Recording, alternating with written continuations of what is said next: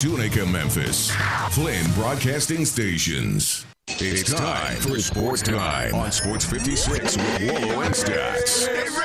The first hour of Sports Time is brought to you by Lexus of Memphis. Here are your hosts, the voice of the Tigers, Dave Woloshin and Brett Stats Norsworthy.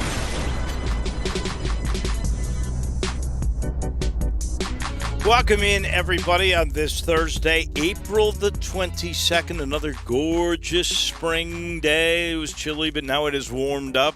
Brett Norsworthy has the day off. Drew fills in for him, filling in for Drew. Spinning the dials, that would be Skyler. Nice to have him aboard today. A sunny day for the University of Memphis because the Lawsons, after we talked to Penny last night, and he basically spelled out what he wants, the roles that are going to be. The Lawsons decided they were rejoining the University of Memphis family. It is a redo. If you'll recall, both Diedrich and KJ, the two older brothers, were a part of the Memphis family a few years ago. It all began with Josh. It did not end well with Tubby Smith, and they went away. And Chandler Lawson decided to go to Oregon. It didn't work out quite that well for him there, and really his younger brother, Jonathan, was going to follow him. But when it didn't work out well, obviously they, as a group, wanted to play together, and they began looking for a possibility. After a 2.5-hour Zoom call about a week and a half ago, finally they made the decision today. They're in. They join a group at the University of Memphis. And Drew, I've been thinking about this for a long time. I don't think it's the most talented team that Memphis has ever had. It's not the 2008 team that had an NBA Rookie of the Year who became the MVP of the league. It had a first-team All-American in CDR, but that team wasn't so deep. But that was a very talented team. This is not as talented as the team that had Keith Lee and William Bedford on it. You could say the Lorenzen Wright team that had some really good players on it.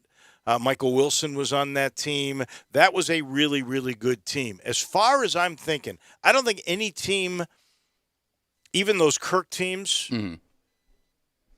with Keith and first Otis Jackson, then Andre Turner that had Bobby Parks, Doom Haynes, Derek Phillips. Those were good teams, but they weren't deep.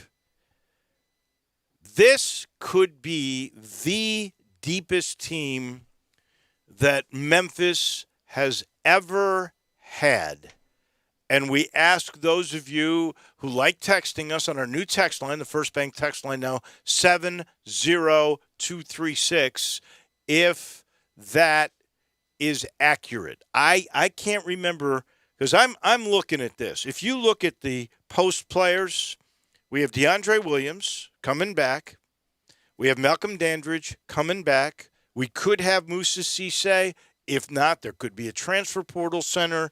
You'll have to wait and see, because there is still one available scholarship. Now, you've got And I'm going to put Chandler Lawson up front. I'll make him sort of a post guy. What, he's 6'8" with a wingspan of 7 foot? 7'2", some crazy wingspan.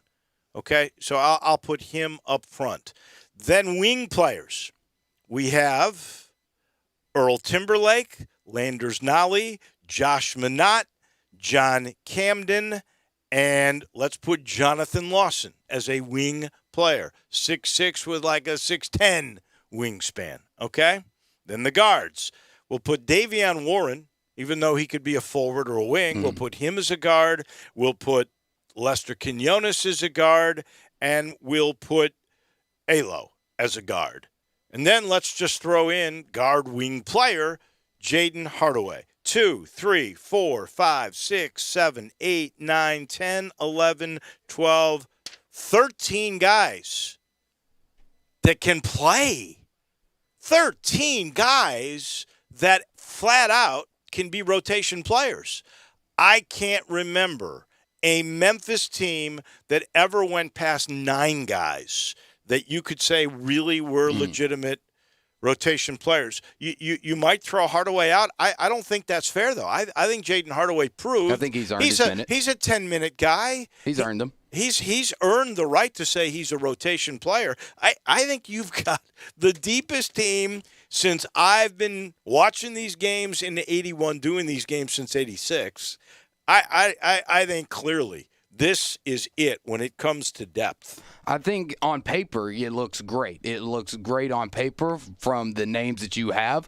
But as far as producing that on the court, I'm not. I want to match your giddiness about it, Dave. I really do. I want to be a high, full gun throw, blue and gray, through and through, all about it today. But just the fact of the matter is, we don't know what is going to translate on the court, and especially with the losses. Yeah, Jonathan is supposed to and has apparently supposed to have been the best out of the four since the kid was in 8th grade. We've heard about him for a long time through his dad and his older brothers, and Chandler, obviously a highly recruited player out of high school, signed a full ride to Oregon, but didn't really show anything that flashy, impressive out of Oregon. I mean, averaged 4.4 points a game in 2 years. He did Oregon. Start 20 games. He's not. He's obviously will have the chance as time goes on, but he's not going to. I don't believe. I mean, if we're picking a starting lineup here, well, maybe he could. We can go over that in a second. But he did get 20 starts at a Pac-12 school that was in the top 20. He did, but it's not like. But at the same time, he did not put up starter numbers. I mean, when you have 3 rebounds, less than assists a game, like I said, 4.4 points a game, those aren't jumping off the page numbers. Those aren't something that you look at and go, wow, this guy. I mean, it was just a bad situation. He's going to come back here and it's all going to be hunky dory and everything's going to be fine. And while, like I said, I want this all to work. This is my team. This is my university. I just got to see it to believe it, because over the last so many years, on paper, everything has looked great. From year one of Penny, on paper, everything has looked like this is the year. This is the team. And it just has not translated yet. And I know that the guys from year one are now going to be juniors and upperclassmen, or seniors, and then year two going to be juniors and all upperclassmen. And then you bring in experience with guy from Hampton and Chandler Lawson and Earl Timberlake, who was supposed to be a one and done. On paper, looks great, but only played 7 games last year before he got hurt. Not really sure how well he's going to be able to come back from his injury. We've seen guys not be the same type of players after injuries. I mean, just you don't have to really look that far in DJ Jeffries, who after his injury last year didn't quite fit up to the bill of the expectations that he set in year one. So on paper, it looks great, but I just got to see it translated, because I've been sold this paper product and it hasn't been delivered yet. Well, in terms of the Earl Timberlake injury, he did not need surgery. So which is good. You would have to think he will come back 100%. If he didn't have surgery, it's not that major of an issue. It stopped him from playing well at that particular point. As far as Chandler goes, he's got, maybe it just didn't work out with the way Dana Altman likes to play. There are specific ways that he does, and he had that the guard was his star, and there were other targets, that especially the second year, this past year, that Chandler became less and less involved in that flow. I think he's certainly worthy of another look, particularly if his role is defined as a certain way by Penny. Now, Penny said on this show last night, he reiterated what he said. I don't need a guy who wants 30 minutes a game. Or 20 minutes, what was it, 20 shots in 30 minutes a game. That's right. So he, over a 2.5-hour phone call, Zoom call, with the Lawsons, I'm sure spelled out what he thought their roles would be. And I'm sure he told them the same thing he said to that press conference a few days ago and to us yesterday, that what he envisions is a guy who will fit in and play a role. So let's talk a little bit about what those roles could possibly be. He could try to go totally positionless basketball. So if he did that, just try this on for size, just for bigness, where you could play zones or trapping defense if you choose. You can make mass substitutions where you're bringing, like years ago, Tulane used to bring in, they called it the posse. They would make a total line substitution, a hockey substitution, where you basically brought 5 new guys in. Trade out the line. So you could put Lester Quinones at the point. You could then put Nolly at the 2, Timberlake at the 3. You would probably have DeAndre Williams at the 4, and then you can play a number of people from Chandler Lawson to Ono to Dandridge to Cisse if he comes back. Any of those guys at the 5. But let's say you try to just be more positionless, athletic. Let's, for the heck of it, let's go with Lawson. Let's go a 4 Kings type of basketball that we saw with Josh. And sure. Where you run out the 4 guards. Let's go Chandler Lawson at the 5. Or you can switch that with DeAndre Williams, however that suits you best. Look at that. I mean, there's not a weakness. Everybody can defend. Everybody can score. Everybody can jump. They can play zones. They can play traps. They can play man-to-man. They can play anything you want to. And then you're still going to bring in Lomax at the point. And by the way, you could play Davion Warren at the point if you wanted to. We'll put him at the 2 as the backup. Now you got Camden and Minot that are still in the mix. You've got Jonathan Lawson. We'll put him in. Let's say he's the 3 in the backup. Look at these. They're all the same. They're great names. They're deep. Wow. It looks good on paper, Dave. That's what I'm trying to say. Gets them to play their roles. You've got 2 squads, 10 guys, and really more that you can interchange that all do just about everything. The shortest guy in this grouping is Lomax at 6 feet tall.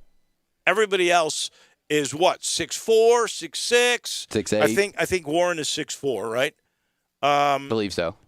What is Dandridge? Not Dandridge. Quinones is 6'5", isn't he? I'm trying to remember. 6'4", 6'5", somewhere around there. I think he's 6'5", or listed at 6'5". And this is, you could play a zone defense where everybody's so long and athletic. I mean, it would be amazing. It would be, and like I said, in 2 different groupings. It looks good on paper. I don't want to completely buy something without seeing it first, and that's what my biggest problem of saying that the Lawsons and the new additions have now changed this team from NIT champions to a third weekend type of NCAA tournament. It's just not. That's just way too big of a jump, way too much expectation to put on a product that we haven't seen yet. I'm sure, and I have faith that Penny Hardaway is going to do everything that he can to put the right guys in the right situations, play them the right amount of minutes, rotate them the right way. It's just I'm worried about the buy-in factor. I really am. When you have that many guys and somewhat of high-talented, high-recruited type of guys, how are you going to get Alden to buy in? Because while we thought we saw buy-in, I mean, obviously it hasn't 100% translated. Otherwise, if everybody had been bought in on last year's team, then everybody would have been back, right? I mean, just 100% fact of the matter. If you bought into the program, if you bought into the long-term vision, there's no need to transfer. There'd be no need for these open spots. And maybe I'm being unfair to Chandler and Jonathan. I know they're not Kedrick. I know they're not Dedrick. I know they're not KJ. And I know that they had nothing to do with what happened during their brother's time. But it almost feels to me like with the Lawsons, burn me once, shame on you. Burn me twice, shame on me. I'm just a little, cautious about it. I'm going to take the optimistic. Some might say the Homer, the Pollyanna side, whatever. It costs just as much to be optimistic as it does pessimistic, Dave. So I have no problem with you being optimistic about it. Here's why I'm going to go that way. First off, the Lawsons were solid guys when Josh was here. It was the misunderstanding with the father, with people that are no longer here, between Tubby and Tom Bowen, and Keelan Lawson that soured all of that. The second aspect of that is the new coach, Penny Hardaway, had to spell out everything in a 2.5-hour Zoom and has talked to them since then.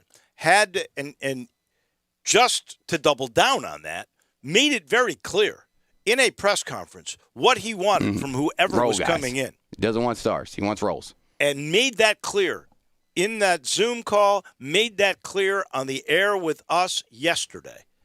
I don't think there can be a misunderstanding about that.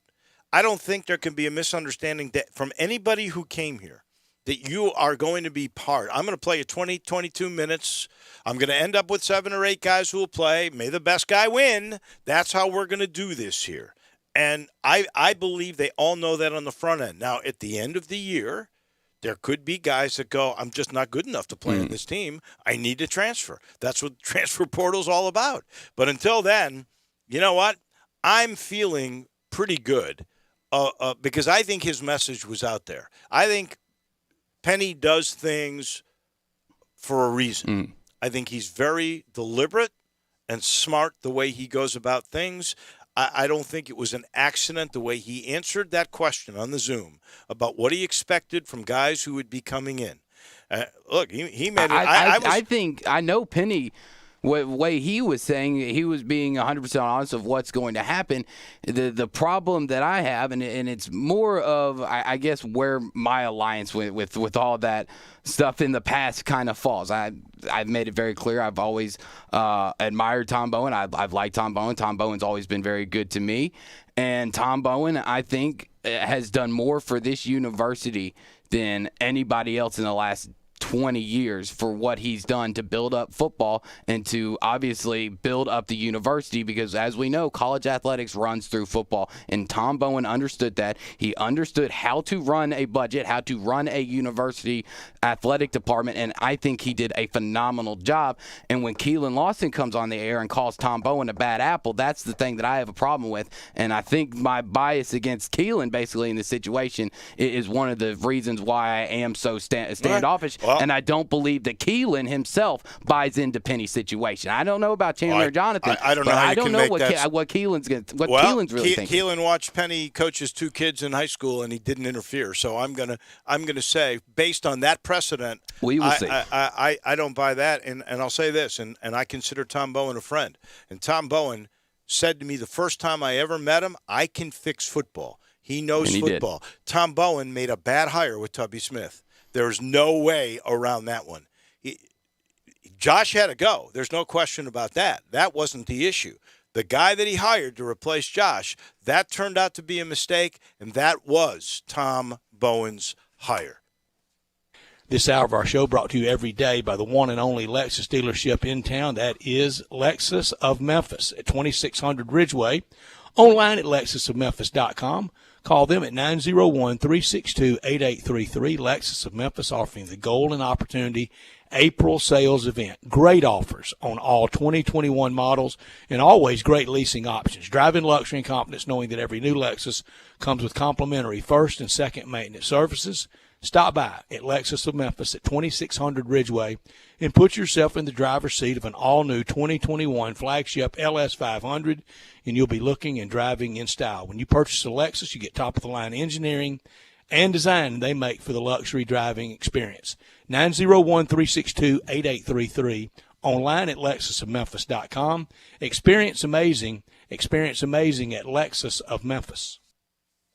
Top story of the day. Well, it is clearly the Lawsons now making this the deepest Memphis team we have probably ever seen, and it'll be fun to watch that team. Also, last night, the return of Triple J. Jaren Jackson Jr. came, hit his first shot, which was a very fortunate three that rolled around off the rim, hit the backboard, and went in.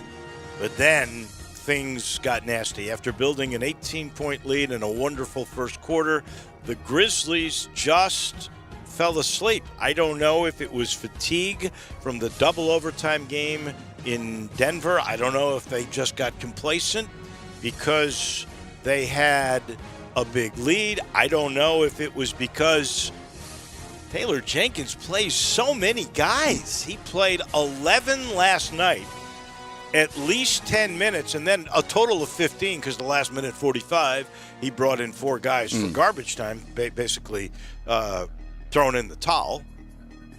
But I don't understand how you could be playing this many guys this late when games really matter for the playoffs. And fortunately, Portland lost last night. Golden State lost last night. So that was a good thing Got some help from for the Memphis Quest, else, right? But when you look at that, why you're experimenting with Justice Winslow at the point in games that really matter now? You're in the midst now of a losing streak on this road swing where you should be 4-0. Should be 4-0. Now you're 2-2 on this thing. That to me, and Tyus Jones gets like 10 minutes again. He got 7 minutes the day before. Like, all of a sudden, Tyus Jones is not your number 2 point guard. I don't understand. I don't understand either. He's been very productive all season. I don't quite get that at all. But in the end, it spelled one of the most disappointing, disheartening losses for this year. You could be, as you said, 4-0. Instead, you are 2-2 and losing ground. Well, that's my exact top story of the day, and the best word to describe that, what happened last night in L.A., is embarrassing. The Grizzlies, they got embarrassed on the road last night in Los Angeles against the Clippers, or at least that's what the front of the jersey said. With no Kawhi, no Paul George, no Rajon Rondo, no Serge Ibaka, and no Reggie Jackson, it should have been an easy walk to victory for the Grizzlies, especially with the return of Jaren Jackson Jr. in the lineup, who had 15 points in 18 minutes. This should have been an easy win. The Grizzlies should be at least 3-1. I can understand the double overtime losses, but you also had a pretty big lead in that one late down the stretch that you gave up, and there's no other word to use than embarrassing. It was embarrassing. I mean, to watch the Grizzlies, the up-and-coming team, a team that we think has a lot of the pieces for the future, to lose to the fake Clippers. Because that wasn't the Clippers. Oh, that's right. I mean, that is spot on right there. I like that. The fake Clippers. Yeah, that was a team you should have beaten by 18, and just piddled it away. I'm going to throw in, because this just breaking from Shams at the Atlantic, the Cleveland Cavaliers are planning to sign Jeremiah Martin to a 2-way contract. Couldn't get a better guy than Jeremiah Martin. Really happy about that. Not top story of the day. Well, a little bit later in the day, we are going to have Dr. Stephen Threlkeld with us, the infectious disease doctor, because we want to know, honestly, how do you get to herd immunity? Yesterday, we read the news. 65% of the United States is now vaccinated, or at least one shot, with 65% of the U.S.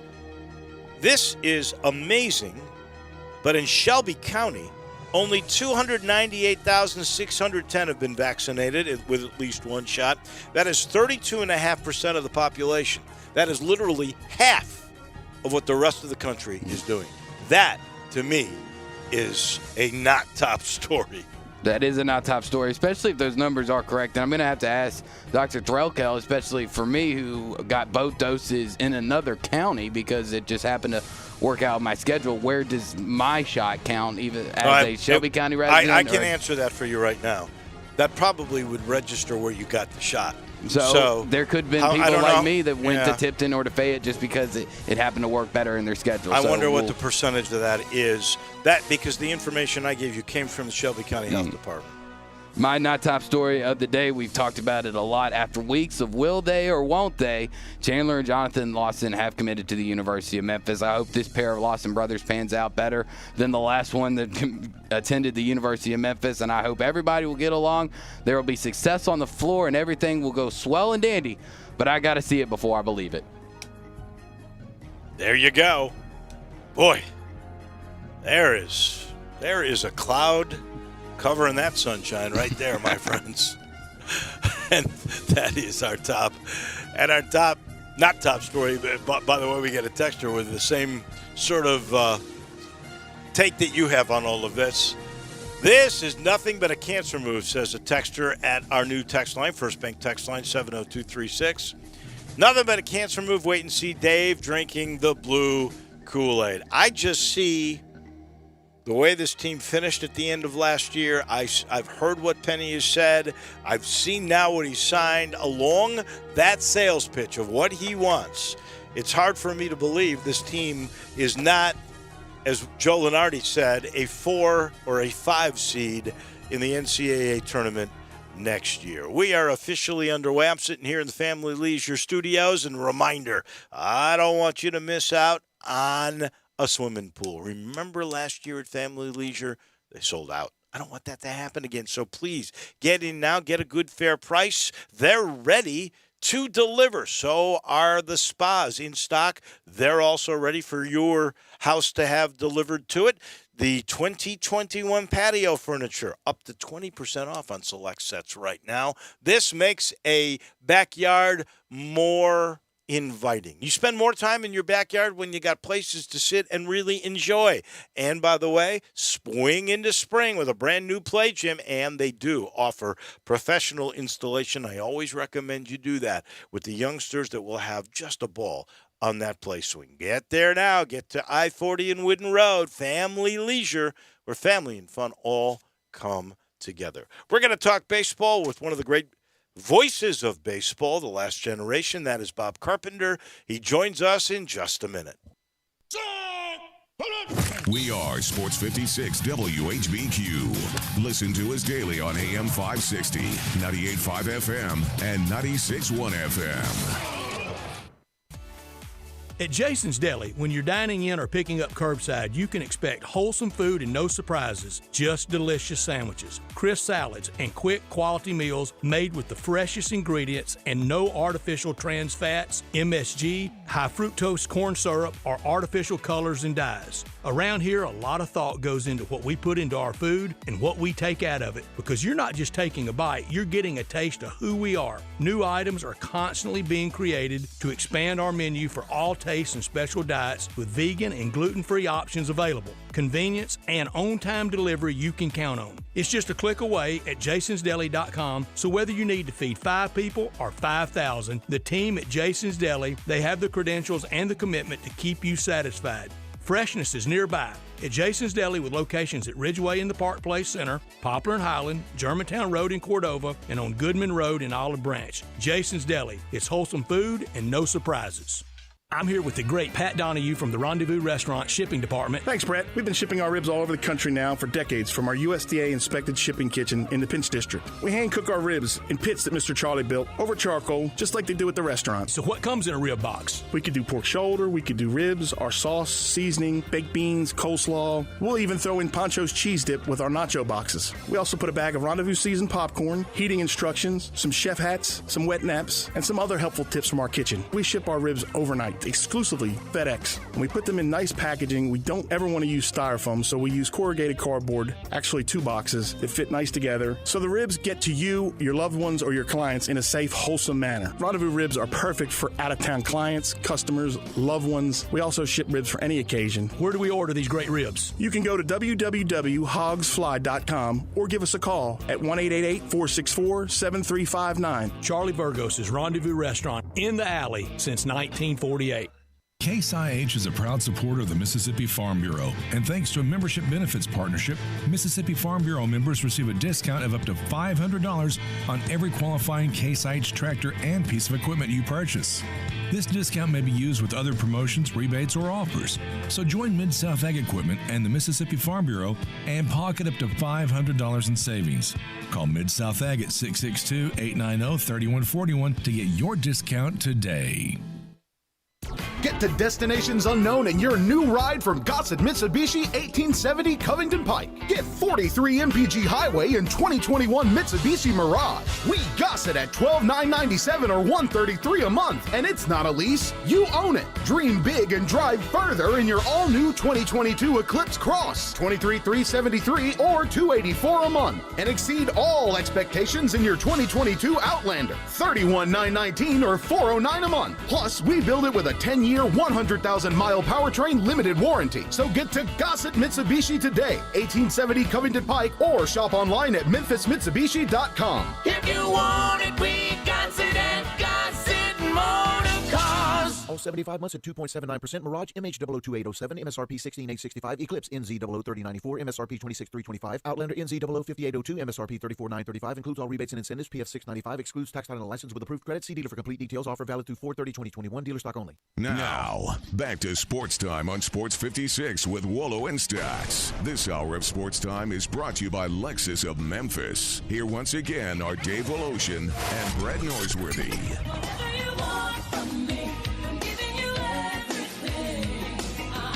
Brett off, and one of the great voices of baseball, Bob Carpenter, joins us in a minute. He's brought to you by Grind City Brewing and that brand new craft malt liquor that we like to call Tiger Tail. It is the official craft beer of the University of Memphis. I know I say malt liquor, you go, what? You're thinking to years past. Nothing like this. First of all, Grind City Brewing, a father-son duo, had a dream. They wanted to build this brewery. They've done it. And then they went to the U of M because they had this special beer, and it started off where you could just get it at the brewery. Then it was being distributed at different spirit shops, and now it's in Kroger. When you get to Kroger, people want it. And you can see why. It is crafted with a bold and a smooth flavor. It's got this clean finish, which makes it so easy drinking. It does have 7.5% alcohol, so be careful. But you're going to love it. I promise you will love it. Tiger Tail and Grind City Brewing, taking care of beerness in Memphis. Bob Carpenter, former ESPN baseball announcer, former Cardinals announcer, former Rangers announcer, now Nationals announcer. Well, you're old. I can't help it. Been everywhere, Bob. Can't hold a job. That's hey, Wolo, yes. Wolo, wait, before we start, yeah. I thought you were my friend. Okay, I am. It's 4:32 in the afternoon. I'm in the Eastern Time Zone. I'm starting to think about dinner. I'm really hungry, and you run a rendezvous commercial while I'm listening. Oh yeah. Are you kidding me? I'm sorry. We don't have anything like that in Arlington, Virginia. Come on. That's just terrible. You're killing me, man. And you don't have the Tiger Tail to chase it with. That's just a shame. Yeah, I heard that one too. Yeah. I got to tell you, I have been a big fan of your ad-lib commercials for many years. Yeah. I don't think I've ever heard a guy on radio who does it any better. And when you tell somebody to have a drink and be careful, that's telling me something. You're right. All right. Do we need to save baseball? We've got, I think, and I know in your game last night this was for sure.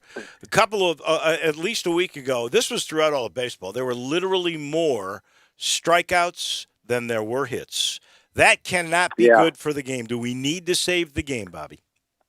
Well, I don't know about saving it, but we need to do something to improve it because, old geezers like you and I, I've worked on my attention span for years, but, we've got generations coming up that, video games, instant action, I got to know right now what's going on. I'll just look at my phone. We had to go to the library and look it up in the encyclopedia. And I got to admit, for a good part of my life in school, I didn't know where the library was. So, we had a game yesterday. We beat the Cardinals 1-0 yesterday. The Nationals struck out 13 batters. The Cardinals had 6 hits. The Cardinals struck out 5 of our guys. We had 4 hits. Won the game 1-0 on a second-inning double by Alex Avila, the former Tiger, longtime Tiger. And, that run stood up. Max Scherzer was unbelievable, but I hadn't really thought about it until you called me earlier today and said, hey, that game you had last night, both teams had more hits than strikeouts, and I'll be darned if you weren't more strikeouts than hits, and I'll be darned if you weren't right. So, there's talk. I know the Atlantic League, which seems to be the experimental lab for everything that's going to happen in baseball. They're going to push the mound back a foot. I think in August for the second half of their season, going to be 61 feet 6 inches. There was thoughts last year they were going to push it back 2 feet, and I think there was an outcry, and they didn't do that. So they're going to do that. I know you wanted to talk about the double hook DH rule, which I kind of like. Yeah. And I got to tell you, Wolo, a friend of mine who's involved in Major League umpiring had a chance to visit with him last weekend. The electronic strike zone is coming, ladies and gentlemen. Oh, yeah. It's I don't know how far away it is, and whether it's going to be, whatever the system they call it, they got different names for these different electronic systems. And it's coming, and it's going to be weird because home plate umpires are going to be standing there, and they're going to have a cell phone on their body somewhere connected to an earpiece, and it's going to tell them whether the pitch is a ball or whether it's a strike. Now, what if the umpire's convinced it's a strike and it's 2 inches off the plate and the thing says ball? What if he raises his right arm? Do you get fired if that happens? It's going to be weird. Well, these umpires, I agree. We're going to be taking away some of the instinctive things that they've been working on for years. Now, safe at home, out at home calls on throws, from the outfield or relay, they'll still do those. They'll determine whether a ball's fair or foul down the line. I don't see how you could possibly come up with a video system that tells you absolutely positively what a check swing is, because every guy has, a lot of guys stand in different parts of the batter's box. Sure. Some are up front, some are back further. So that's going to be weird, man. Well, but I tell you, this electronic ball strike thing, it's coming. It is. I happen to have a good buddy that is a major league umpire. I can say his name. It's Andy Fletcher. And Fletch is I like Andy. Good umpire. Fletch is sure that this is coming. I think, though, he's under the impression that when it does, they'll have the ability to overrule the computer if it's way off. But all these umpires, they do well. Yeah, he's a veteran, so the hardest thing an umpire has to do now is his. Every 4 games, he's going to be behind the plate. I mean, that's the hardest thing. Well, they're going to take that away.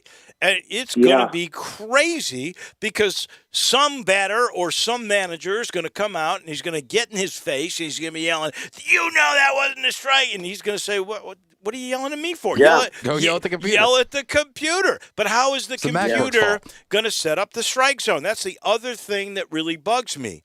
They're going to give managers a 1-800 number, and they can call IBM and scream their lungs out on the telephone. Well, Bobby, here's the other thing. We just had a crew, three veteran guys: Marvin Hudson, Dave Rackley, Larry Vanover. Larry Vanover's in his 30th year in the big leagues, right. And we had some problems with this strike zone during the series, but. The other thing, Lolo, if you look at the box on TV, that's where I was going. Or you go to the MLB rule book, the strike zone is it's not a perfectly square box. It's a little more vertical than it is horizontal. I can tell you now, this is my 38th year doing Major League Baseball.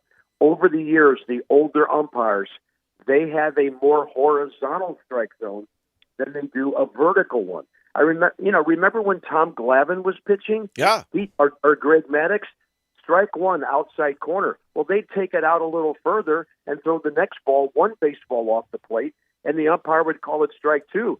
Then on 0-2, you better be swinging if it's close, because they were taking, the ball even further out and still getting strikeouts and getting soft contact. These veteran umpires who have been seeing this strike zone for the same way 15, 20, 30 years, Joe West 40 years, these guys are going to be looking at some of these pitches and saying, oh, my God, I had to call that a ball. And it's going to be weird. It's going to be weird. Here's where I have an argument. And the strike zone now, by definition, I believe, is supposed to be a ball and a half, okay, above the navel and then to the knees. So it's not to the letters like it used to be. Well, not as high as it used to be. But it's kind of supposed to, but nobody calls it. Well, yeah. Here's the other thing that is set up on your television graphics. Every pitch. Right, it's set up Just there. About every pitch. But here's my question: is that set up for Altuve, or is that set up for what Frank Howard used to look like? Well, it better not be Frank Howard, or else Jose Altuve be hitting $120. But it's my understanding from technical guys and TV production guys I have talked to, the K zone, I think we call it pitch cast, whatever the networks or whatever the local teams call it, it's supposed to be calibrated for the height of every hitter. Now, Whether that happens perfectly, who knows? I have a feeling it's probably more imperfect than we think or we hope it is, and but they claim it's calibrated for every hitter. And you hope that is the way that it's set up, Bob. And back to the rule changes, especially the stuff that we're going to be seeing this year with the experimental stuff out of the Atlantic League. Could we fix, quote-unquote, fix baseball just by going back to the basics, going back to playing some form of a small ball, teaching guys how to hit oppo, how to hit behind the runner, pulling hit and runs? Could we save baseball by doing that, or is that part of the game just too far behind us? Well, they're saying moving back to pitcher's mound, the objective is more offense. So we'll see. Because some dude that comes out. We have a kid, Tanner Rainey, who looks effortless, and he can throw 97, 98 out of the bullpen. Does that make his fastball instead 95 or 96? Not a huge difference, but it is a difference. Mm-hmm. And, because he's back an extra foot, I think that's what everybody's hoping for. I mean, we all dig the home run, and, it's fun to watch the ball sailing out of the ballpark and all this stuff. The ball is supposed to be restricted flight a little bit this year. I can tell you guys, from what I've seen so far, that thing should say Titleist, not Rollins on it. And, it is just flying. We've had some windy days at our ballpark.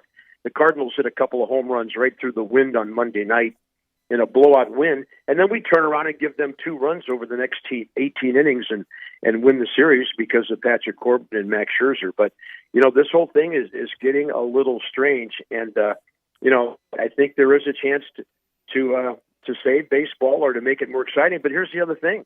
With this electronic strike zone coming, there is a feeling among people I've talked to that it's going to make the games longer, and hitters are going to be stepping out more and all this, and pitchers are going to be dawdling on the mound, because there's going to be a lot of confusion about this probably in the first year or two that we have it. And baseball cannot afford for these games to go any longer. We played a 1-0 game yesterday, 3 hours and 1 minute, a 3-2 game on Tuesday, 2 hours and 51 minutes because Corbin and Waino were really dealing. And then the 12-5 game on Monday night was 3 hours and 11 minutes. But we're averaging probably, at least 3 hours. 3:20 is kind of the normal game time for some of these early season games. And baseball's got to do something about that. I don't mind the length of the game. I swear to you, I don't think baseball fans do. I do mind tinkering with, basic things like the distance between the rubber and the plate. 60 feet, 6 inches has been the right distance forever. I think I would like to see them, before they would move the mound back, just take away the mound. They lowered the mound. That worked. Take away the mound. Why do we have to have a mound? That would be the first thing. The second thing, or lower it again. Take away the shift. It got lowered after Bob Gibson's 1.12 ERA in 68. How about take away a shift? Make the shift illegal so maybe more balls get in play. I don't know, but those things make more sense to me. Here we go, back to the Atlantic League. They have a rule that all the infielders have to be standing on dirt. They can shift, but they can't go in the outfield.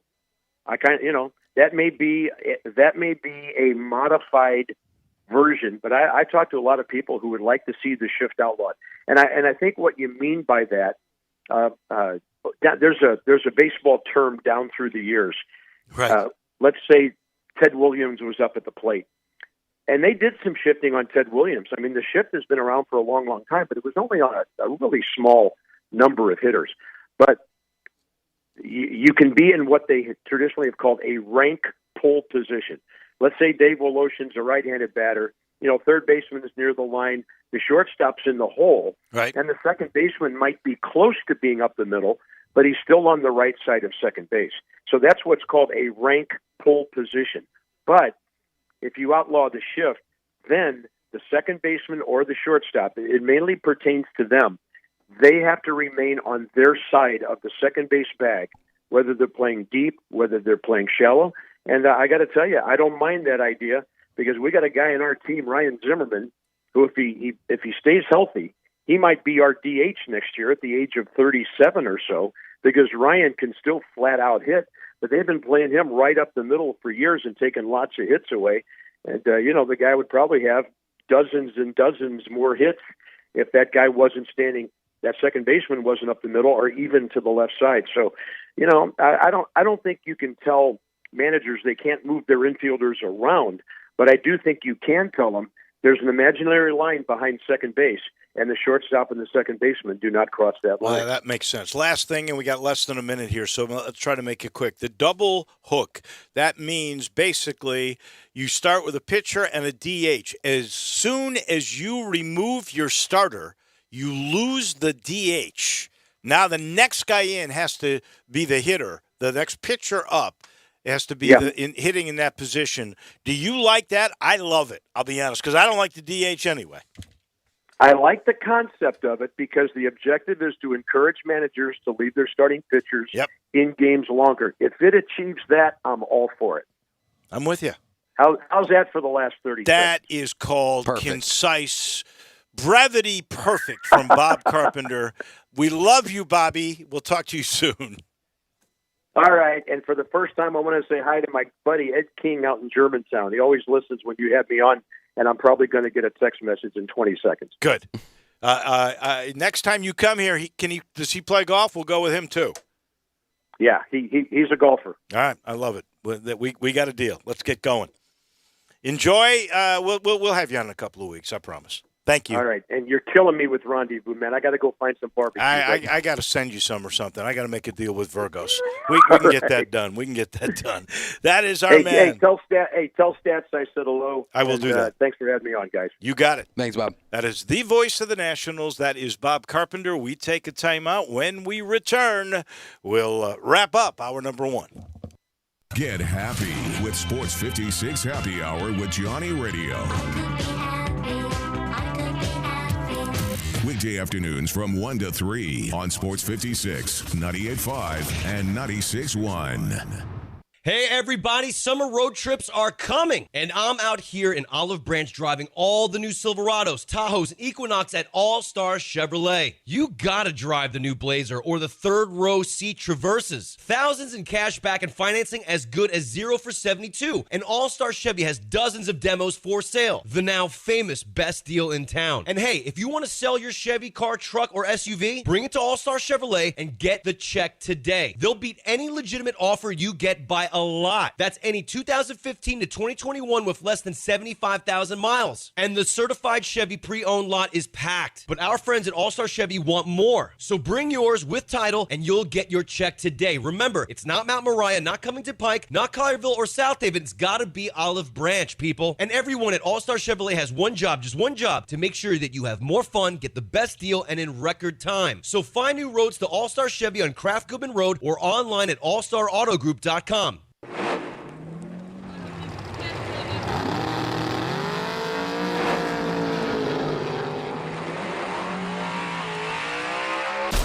Swerving, speeding, and reckless driving can leave you in your own dust. Drag racing has its consequences.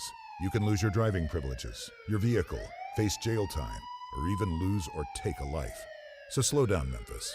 The life you save may be your own. Brought to you by the Memphis Police Department, Traffic Operations.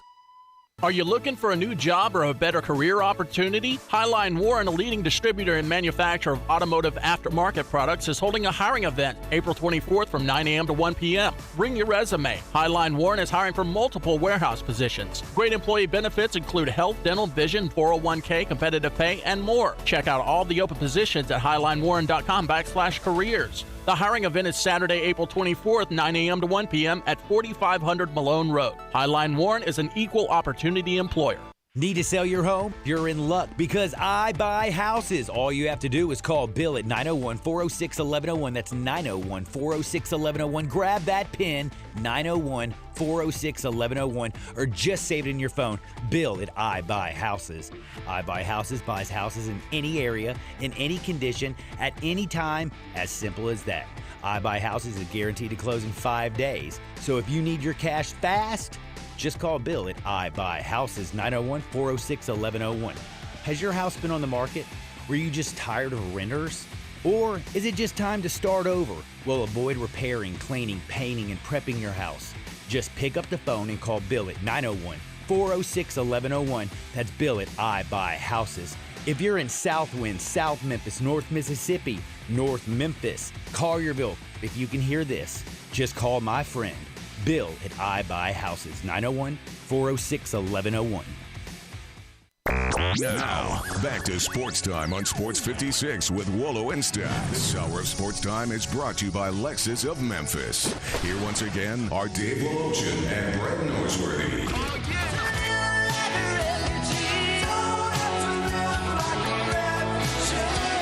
If you haven't heard, big news today, the Lawsons have decided to come to Memphis.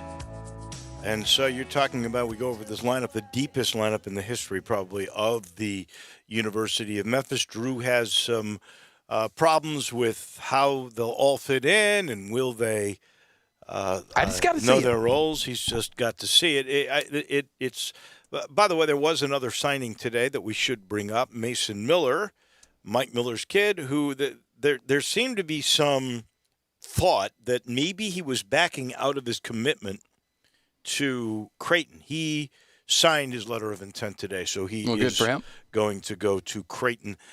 And this was a Twitter that came from Chuck Lawson, who is the brother of Keelan, the uncle of the Lawson brothers. And I actually I found this interesting.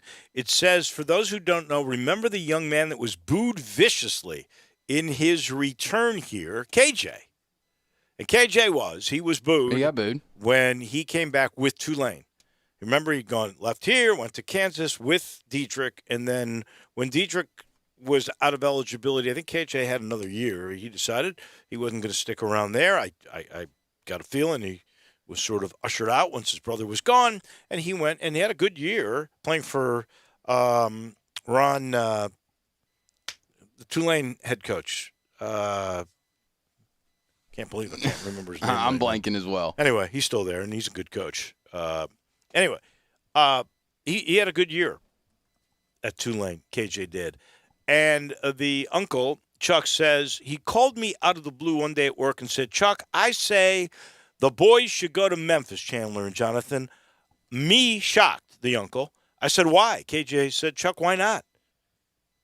So you can tell there obviously was feelings that let bygones be bygones. And that is, if indeed that's the way all that played out, then that is very mature of KJ to understand where the sentiment was coming from the fans. Probably shouldn't be college kids. I don't think I think we were all in agreement that was not a pretty moment. It wasn't a class move. I don't think you should boo at any collegiate event. Those are kids. They're not getting paid to play the game. They're playing for an education or to be able to play at the next level. For whatever reason they're playing, it's not monetarily based at this point. So and I said this when it happened to Brady White. I said it when it happened to KJ, and I'll say it again when it happens to the next collegiate athlete. Booing a young man that's 18 to 22, it just looks bad, and it's wrong, and you should never do it. I'm with you. I agree, and obviously that did not end up clouding the decision of the Lawsons, because I know that was brought up. I'm sure it had to be within the discussion. So, last thing before we take a quick timeout, we're going to talk to Grizz and NBA with our friend down in Orlando, Keith Smith from Yahoo, in just a minute. But we're just talking about baseball rules and what's going on with there in the Atlantic League experimentation. This just coming over, the NCAA has announced that teams will be required now to attempt a 2-point conversion after a touchdown when a game goes into overtime in the second overtime. Remember, I think it used to be, was either the third or the fourth overtime where you had to go for two. I want to say third. Now you will have to do it after the second, in the second overtime. So you can kick the extra point in the first overtime, but if we go to a second and you score a touchdown, you got to go for two. I think that's a great rule. Those things. I had no problem with it being at third, because it's not like you're driving in college. It's not like you're driving up and down the field. I mean, you're starting on the right side of the field. You're starting a good field position. You're starting field goal position if you have to go that route. And it's not like they really take up that much time. It's not like it's adding that much time. It's a lot of snaps after you've played 60 minutes. I wouldn't have been terribly disappointed if they did it in the beginning of overtime. Very first overtime, go for 2. Let's get this thing done with. Okay, maybe that's you should get one more. I can go with that. I don't mind this in the second one at all. I prefer third, but it's not a hill I'm willing to die on. I'll take it. This final portion of hour number 1 of the program brought to you by Ken Garland. Ken Garland Custom Home Builders. Ken is a guy, his dad started this company, I guess it's 45 years ago or so. It's now second generation, and it is fabulous. You want to talk about a guy who's got an eye. That's the way I like to put it. Sees little details, sees the big picture, all at the same time. Not many people do that. Ken does. Go see KenGarland.com. You'll understand what I'm talking about. You'll see the palaces that he has built around this area all these years. And he also does renovations. I call it renovation with innovation. He takes all the new modern amenities and they'll put that right into your older home. You don't want to move. You love your lot. You love your location. It feels so comfortable. Why move? But get the modern amenities. Get the California closets. Get the big island. Get the wireless speakers in your walls. He does that all. Renovation with innovation. If you're looking for land, he's got it. If you're not sure what to do with the land that maybe you have and you want that dream home, he's your guy. Here's his number, 751-1632. 751-1632. Ken Garland Custom Home Builders. To Orlando we go to talk NBA. As down the stretch we come, and it wasn't a pretty stretch last night for the Grizzlies. We'll talk with Keith Smith from Yahoo Sports in just 1 minute.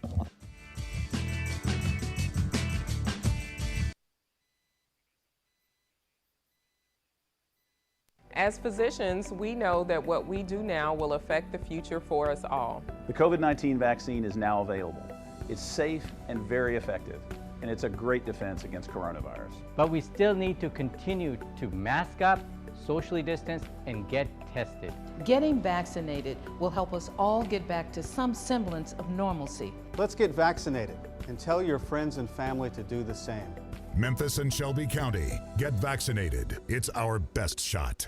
You ready for a new ride? We Gossett and Gossett Kia Covington Pike. And Bobby J is the man to put you in a new Kia today. It's less than $5 a day. 2021 Kia Forte, $129 a month lease. $31.99 due at signing. Find your soulmate with 2021 Kia Soul. $159 a month lease, $3,099 due at signing. And 2021 Kia K5 built in America, $184 a month lease, $3,099 due at signing. All 36-month leases. Plus, peace of mind you can trust with Kia's 10-year, 100,000-mile powertrain limited warranty. That's Gossett Kia 1900 Covington Pike. Shop 24/7 at KiaCovingtonPike.com. Ask for Bobby J. He'll put you in a new Kia today. If you want it, we Gossett and Gossett Motor Cars. 36-month leases, 0 security deposit, $650 acquisition fee, Forte, ME344-837, MSRP $20,655. Sold M777-2135, MSRP $21,130. K5 MG 005560, MSRP $25,725. 10,000 miles per year, 20 cents excess mileage, includes all manufacturer rebates and incentives, PF $695. Excludes tax title and license with approved credit. Warranty is a limited powertrain warranty. See dealer for complete details. Offer valid through 4/30/2021. Dealer stock only.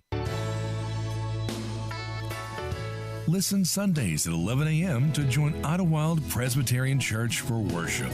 Idlewild is a PCUSA church located in Midtown Memphis.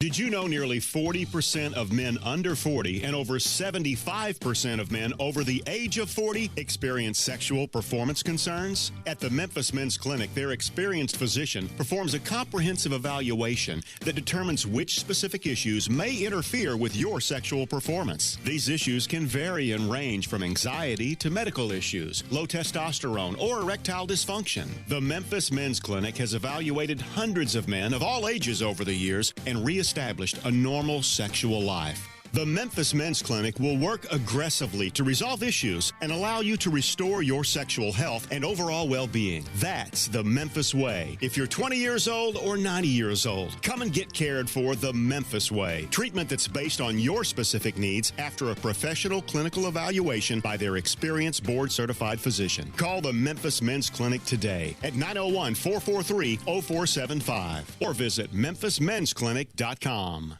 We are Sports 56 WHBQ Memphis, W253DF Memphis, and WIVG Tunica Memphis. Flynn Broadcasting Stations. Now, more of Sports Time on Sports 56 with Wolo and Stats. This hour of Sports Time is brought to you by Homer Skelton Hyundai. Here once again are Dave Woloshin and Brad Norsworthy.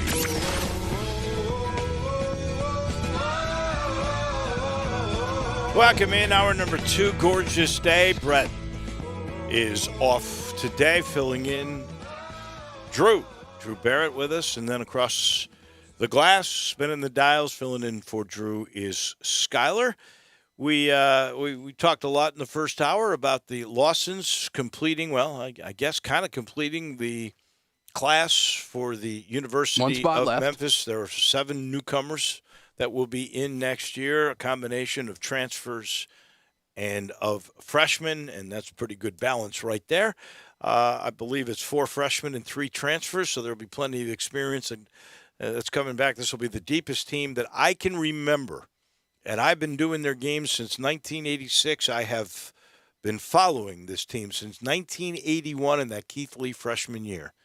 I don't remember a team as deep as this one. It literally will go 13 deep, and there could be one more that is coming, depending on what Cisse decides that he will do. So there will be so many options for Penny Hardaway. In the meantime, the Grizzlies lost last night in one of the most disheartening ways. Had a big lead, and after the first quarter, they just couldn't play. I don't know exactly what happened. It might have been fatigue from the double overtime against Denver the 2 nights before. It could have been maybe just the placement of Triple J back in. Jaren Jackson Jr. played. He played okay, actually. 15 points, 18 minutes? Yeah, 4 blocks, too. I mean, he was a force on the defensive side. He was trying, his best between Cousins and Zubac, the 2 big guys that L.A. did play, and those actually are 2 big guys they will play. That wasn't like everybody else missing in that game because they had 6 Clippers that are important Clippers that did not play in the game.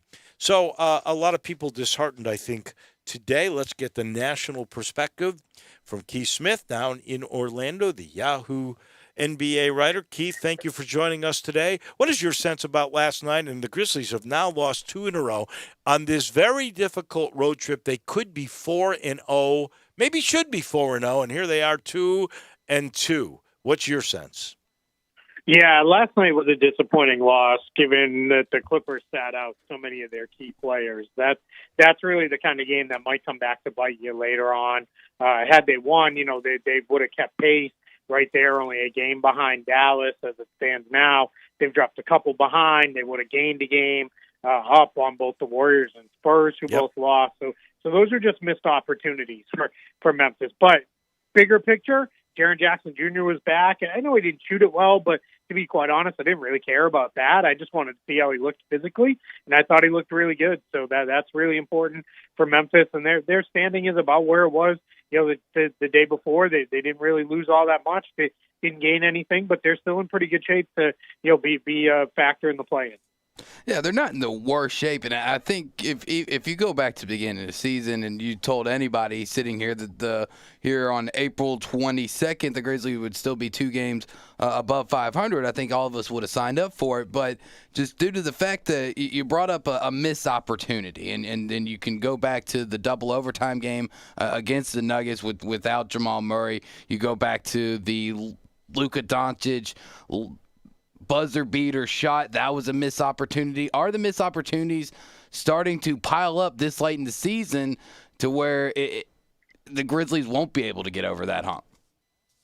Yeah, what's unfortunate with the way things have kind of gone is Portland has slid back in the standings a good amount. So you're down to a position where you've got the Grizzlies maybe might have been able to catch them and get into that 6th seed, which would have been, that's the assured playoff spot without having to deal with the play-in. So that's where, it starts to sting a little bit. But, not that there's a ton of time left. I want to say Memphis has about 14 or 15 games to go in this season. So we're getting down to it. But, there's still enough time that if they take care of their business, they can get there. But, yeah, if you're all of a sudden at the end of the year, you're looking at it and you're a game behind in the a 6 seed, that's where you start to think, boy, if one of those games had gone the other way, we might be looking at it in a short playoff spot here. Well, let's looking at it realistically. I mean, they should have beaten Dallas. All Grayson Allen has to do is hit one of two free throws. A 91% free throw shooter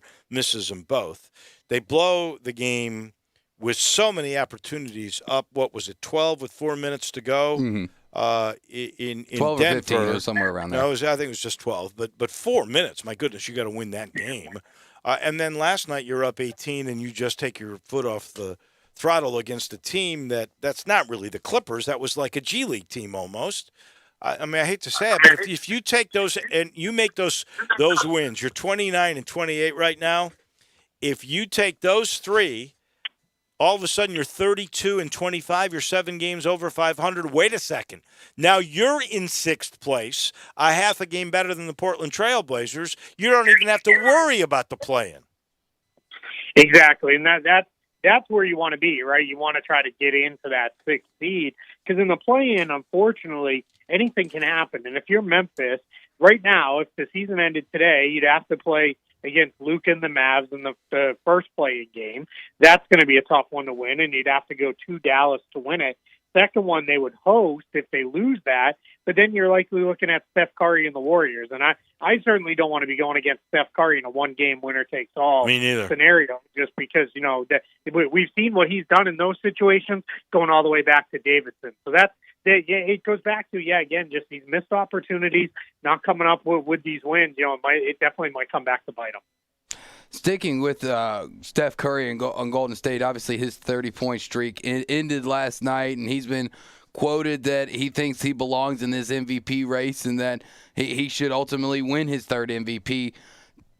Is that just him talking, hyping himself up, or do you think he actually has a legitimate shot at winning the MVP? Yeah, the only path I see to him winning the MVP is if they actually get into the playoffs, not the play-in, but into the playoffs, which that could certainly happen. And then I think you have to see Denver and Philadelphia both slip a little bit in the standing, and Jokic and Embiid both slip in their play. Otherwise, let me finish that thought. If you get there, you're going to have people starting to look at it, and people who are looking for a reason to not vote for either one of them, all of a sudden Steph's case starts looking a lot better. But if you're being realistic about this, that's not something that's going to happen. It's probably between Embiid and Jokic. I love the confidence. Curry seems like he's about the 5th or 6th guy in the last week to say he should be the MVP. But for me, it's between Jokic and Embiid, and that's probably going to go all the way down to the last week of the season. I don't see how Steph can make a case. I don't blame him for trying. He's really one of my all-time favorite players. I love watching him. And I do want to ask you where 11 straight games of 30 or more, for context, where that fits in accomplishments in your mind, Keith. But there is no way a team under 500 and 9th place in their conference deserves to be the MVP. I think, Embiid, he missed a few games, and they actually won 3 games without him. They went 3-0 one of the times he missed. But, they have the best record in the East. They're in first at the moment, and clearly he's their best player. The Nuggets, they're pretty good, but they're in 4th in their conference. But I guess the one thing I would give Jokic is that he might do a little bit more for his team than Embiid does for Philly, because if you look at the amount of assists that Jokic has, that's pretty impressive. Yeah, I agree with that. But if you look at the other end of the floor, it's not even close. Embiid is a far better defensive player than Jokic. Embiid is one of the, if it wasn't for Rudy Gobert doing his thing and a couple of others, I think you'd have Embiid right up there, for potentially winning Defensive Player of the Year. He's been that good on that end of the floor. He takes on a lot of challenges. He'll step out and guard guys on the perimeter. And that's, Denver doesn't really ask that of Jokic because I think they know that's not his game. That's not what he's going to do. But, yeah, I have no problem either way with either one of those two guys. I think it really comes down to in a lot of ways, personal preference.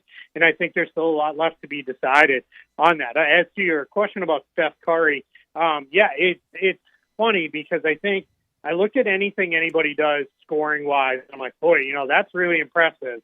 And I tweeted this the other day where they were talking about, Steph having a big run, and then Mike Breen comes on and says, well, it's pretty good, except for Wilt Chamberlain, who did it 65 games in a row. And all of a sudden you start looking at, I look at Wilt Chamberlain's offensive stats against in Wayne Gretzky hockey stats. It's kind of the same type of things where it's like you got to almost take those two guys out of the mix, because anything anybody else ever does is never going to look good if you're really comparing them to those guys. So, yeah, Steph's achievement really, big time. I think even more than the points is the number of three-pointers he hit in that stretch, which was really just unbelievable. It was unbelievable. I mean, he's definitely hit a very long and good hot streak, and a guy in the Eastern Conference who unfortunately has been bit by the injury bug, just like so many other stars in the league this shortened season. Trae Young, how worried should Hawks fans and the Atlanta Hawks themselves be about falling, and how far could they fall if Trae Young is out for a week or two? Yeah, no, he came out and said he's feeling good. It doesn't seem to be as bad as it looked, and we'll see. Ultimately the results of the MRI will really tell us. But yeah, they're right there. That 4 through 6 in the East is just really a jumbled mess. I guess 4 through 7 or 8, really, if you want to look at it that way. It's just every team is right in this tight, compact grouping, and Atlanta doesn't have a lot of room for error because of that. The Knicks don't look like they're going away. Boston has been playing better. Miami, we're all expecting at any point they might get it together. So yeah, Atlanta, you don't want to be without one of your key guys in your main offensive engine for any amount of time if you can avoid it. We throw into the mix when we're looking at MVPs. Would we throw in Chris Paul in Phoenix? And I was thinking about this the other day. And you might be the perfect person to ask about this, Keith Smith with Yahoo Done in Orlando. If you go back before the bubble last year, Phoenix was still one of those teams that was awful. I don't remember what their record was, but it was terrible. And I know they won every game in the bubble that propped them up a little bit. But you go before the bubble to the turnaround now, and this incredible surge where they are 42-16 in second place in the West, which is the best division or best conference. Is that one of the great turnarounds of all time? Yeah, I think so. I think it's definitely going to be up there. I think about that Boston team that did it with Larry Bird when he joined the team, and then that Spurs team when Tim Duncan signed on, Shaq to the Magic. Those were major single-season turnarounds. But, yeah, that one's got to be right up there because what's interesting is I think that 8-0 run in the bubble that the Suns had, that did two things. One is it gave the front office and ownership the kind of green light to say, all right, this group is good enough if we can put the right guys around them to really try to make a run at this. We don't need to be content to just sit and wait and try and continue to develop the way we have. So that was part number one. I think part number two was Chris Paul. While Chris Paul could not have blocked the trade to Phoenix, he didn't have that ability. He certainly could have expressed his desires and made it an ugly situation. But I think he looked at it as, all right, hey, I'm the guy who can lift them. Is Chris Paul going to get into the MVP conversation? I don't think so. Unfortunately, too many people with awards votes, whether it be MVP or the All-NBA team or any of the other awards, they openly admit they don't watch, a lot of the games, which is, really sad and discouraging because what happens then is you get people who they just start to pull numbers. And I don't know that Chris Paul's numbers are going to jump off the page enough that he's going to say, hey, that's an MVP there. So I think that, more than anything is what will ultimately, hold him back from potentially being the MVP.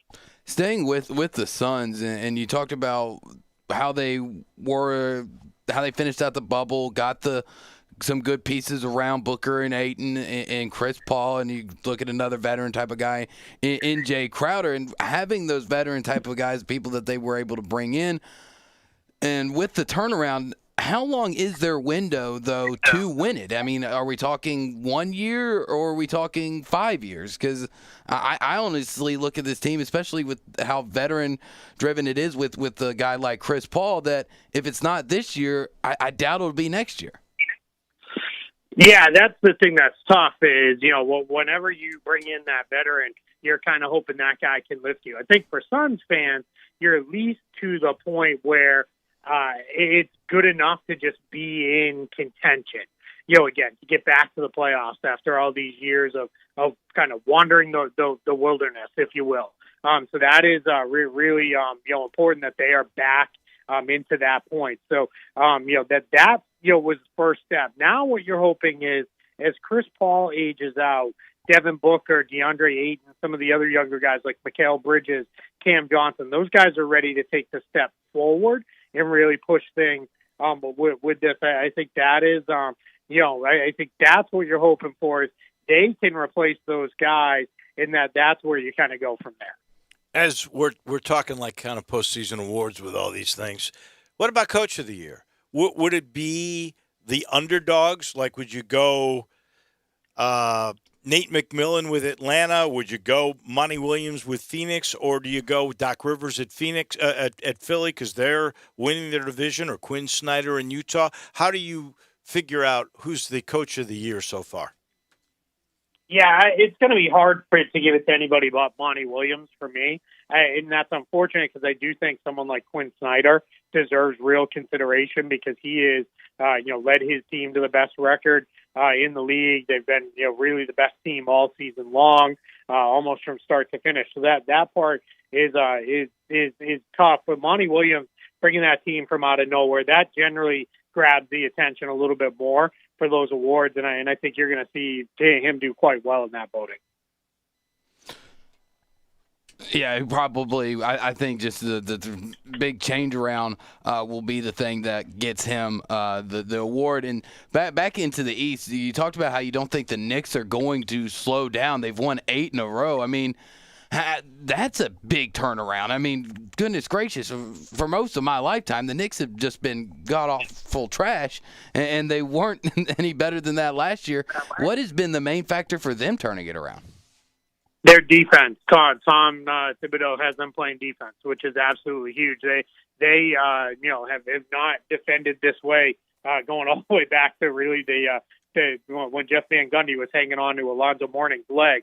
Was the last time we saw the Knicks get after it like this. So they're playing great defense. They get just enough offense each night. RJ Barrett with a roster that makes far more sense in his more modern roster has really blossomed in his second year. Julius Randle is playing like an all NBA level player. So yeah, absolutely. That they've taken big steps forward. And then the front office stayed patient. They didn't go crazy in the off season. They sat on a ton of cap space because they weren't just going to spend it on mid-tier guys on long-term deals. And then in the in-season, they didn't take on any bad long-term money. So the Knicks are set up for success. The one question you unfortunately have to ask is, we've seen this with Tom Thibodeau teams before where they play really well out of the gate. And then, year 2, year 3, it starts to slip because he really does wear guys down. He asks a lot of them, and it can become very much a grind for those players. So we'll see if they hang in there or not. But right now, one of the more fun stories in the NBA. I agree. I'm a bit surprised by it, but maybe you're right because it is new, and they bought in, and usually it's 2 or 3 years down the road that Thibodeau just absolutely wears you out. But one of the great stories of the Knicks has been Derrick Rose. Is he comeback player of the year? Yeah, that's a good question. He's probably going to get pretty good consideration for that. He wasn't bad last year, so I think that's the tough part. A lot of what happened with him last season was he just got shut down because they weren't very good. More so than injuries, but he's had everything else that's gone on. So I think he'll definitely be in consideration for that. I think that's going to be a very hard award for Kevin Durant to not win for the Nets because he's just been so good after missing the entirety of last season. So I think that's a hard award not to give him. But yeah, I think Derrick Rose will be in the mix. Provided he's still around. I mean, he's been injured an awful lot. Yeah, absolutely. Yeah. So we'll see what that looks like. As this thing comes together the rest of the way. Really in both cases. Staying with the Knicks, and almost want to give them a good for you, you plucky little Knicks type of situation that they've got going on this year. But how much playoff success do you think they can actually have this year? Are we thinking a playoff series or just a couple of wins?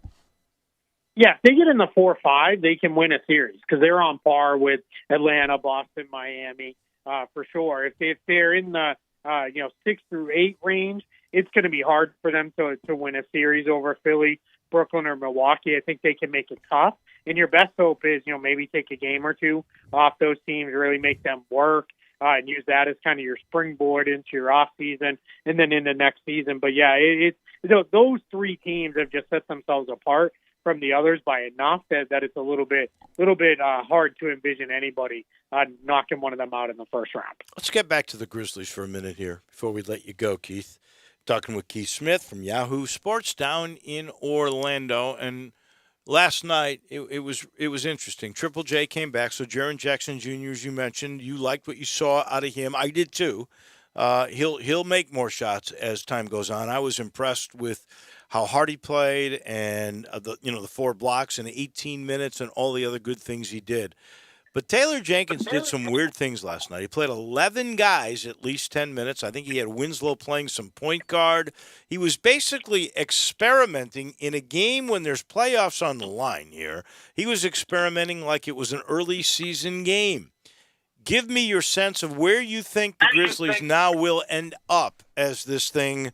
And their strength of schedule actually after this road trip's not so terrible, but where you see them in the end. Yeah, I think that they're gonna probably stay in that 7-8 range. I don't know that the Warriors or Suns will catch them from behind. I don't think that they're gonna move up and catch Portland. I certainly think that they could, maybe catch Dallas, but yeah, I just think Portland, as they get a little healthier, they'll eventually start to turn it around. So I think that's where it is, and then from there, it almost becomes almost a dice roll. I think you want to get to 7, so you're at least kind of hosting the play-in, and you're not having to go on the road. But road games aren't exactly what they are. Memphis has been a better road team than home team this season, so that's definitely a little bit of an interesting wrinkle there. The good news is you want to stay ahead of the Warriors. You want them having to come to you versus going to them. That's something you like to avoid. So I think that's where they'll be as far as the game goes. And I think this is a little bit, it's odd because we're now in the latter part of the season to be experimenting a little bit with your lineups. But Jaren Jackson Jr. was back, Justice Winslow, outside of Jonas Valanciunas. This was the first time they've had the whole group together all season. So I think it's a little bit of, all right, we got to figure out places for these guys a little bit. I would expect, you're going to drop that down to, 9, 10 guys will be your core rotation. A couple guys towards the end of it will fall out, or maybe, you just continue to, have one guy out here or there and those kind of things. But yeah, they're going to have to figure this thing out a little bit on the fly because there's no practice time. There's nothing like that. So Taylor Jenkins' only real time to experiment is going to be in game. And that's a tough spot to be in when you're trying to chase a playoff spot. No kidding. Maybe they get a free year anyway because no one expected this at this point where you'd be sitting, wow, they're game over 500 and down the stretch we come, but they are. But then there's another thing in the back of your head going, like I said earlier, if they had executed at the end of games like good teams do, they would be in 6th place right now, not even worried about having to be a participant in play-ins. Yeah, absolutely. Now, what I will say is I think this is the last free year you get because last year was we're in a similar spot, right? Of, hey, nobody expected this. And, now they followed it up on it with, all right, it's the second year. Now, at some point, you kind of are what you are. And it's now, right now, you're a good team. And if you want to get to be a playoff team, you got to take those steps forward. But I think they're really well positioned to do some stuff this offseason to add the kind of players that they maybe need. And they seem kind of now with the front court depth that is developed for them with different guys, they seem a little bit ripe for a consolidation trade. where maybe you send 2-3 guys out, and that's how you bring in bigger name players, somebody who fits as a little bit more of a frontline guy alongside John Morant and the others. Then you're in a position to really push this thing forward. Because while it sounds great to have 10 or 12 pretty good players, that's not what wins. We've seen that time and time again. You need to have 3 to 5 really good players to be able to push this thing forward, and then you fill out with just quality role players around them. Nice rotation of about 8 guys usually does you, I think, the favor. Yeah, in the regular season, you want to have what you can have to just get through that grind of a regular season. But, yeah, once you get to the playoffs, you want to know who your 8 guys are, who your 9th and 10th guys are to slide in for a few minutes. That's as deep as you want to go. And, that maybe means that the coaches are having some difficult conversations with some guys, each night. But those are conversations in a lot of ways you welcome, because that means you're in a pretty good place. He is Keith Smith. Read him in Yahoo every day. Thank you, my friend. We appreciate it, and we'll chat with you next week. Thank you. I appreciate it. Y'all stay safe, you and yours. Thanks, Keith. Keith Smith. Brought to you, in fact, this whole hour, presented by Homer Skelton Hyundai in Olive Branch, with the safest car on the planet. That is the Hyundai. At least they were tied last year with another company. It just goes to show you how good this technology truly is. The Genesis cars, that's the luxury end of Hyundai. Well, you know how good those are. That brand new SUV, 10 different airbags deployed when Tiger Woods' SUV went over that ravine. It's amazing. Without that car, he would not be here most likely. And that's the kind of thinking that goes into all of these cars. Genesis, I think, the best bang for the dollar of any luxury car that is out there. Go test drive it for yourself. Get a hold of my friend Vinny Gerard, 662-890-6684. That's the direct number right inside the Genesis dealership, which is same building as Homer Skelton Hyundai, 662-890-6684. There are plenty of G70s, G80s, G90s, and that GV80, that van, well, they sell them out as soon as they get them, and that's a problem everywhere with this van. It has become so popular, but they've got a demo so you can at least see what it's all about, and then when they all get here, you will be first in line to get one. And these cars are so durable. I talk about that technology of safety. They're so good you get a 10-year, 100,000-mile limited powertrain warranty on every new car. And the other aspect that I love, 13 years this team has been together. They understand service, and they love the product. And now they're giving you a 3-year, 36,000-mile maintenance package on every car, too. They want to take care of you at Homer Skelton Hyundai and Genesis of Olive Branch. We'll recap what has happened today. It's been a busy day here on Sports Time on Sports 56.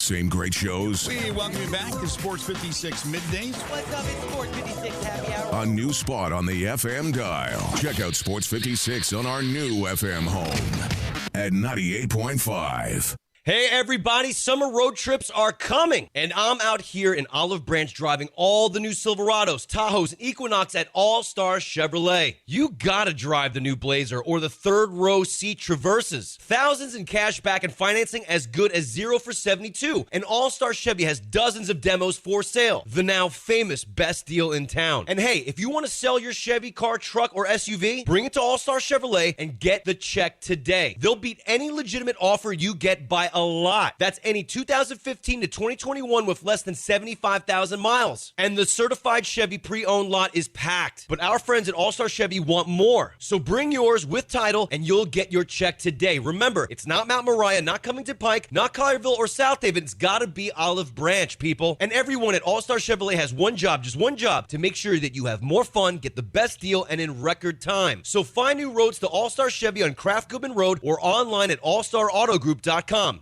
As physicians, we know that what we do now will affect the future for us all. The COVID-19 vaccine is now available.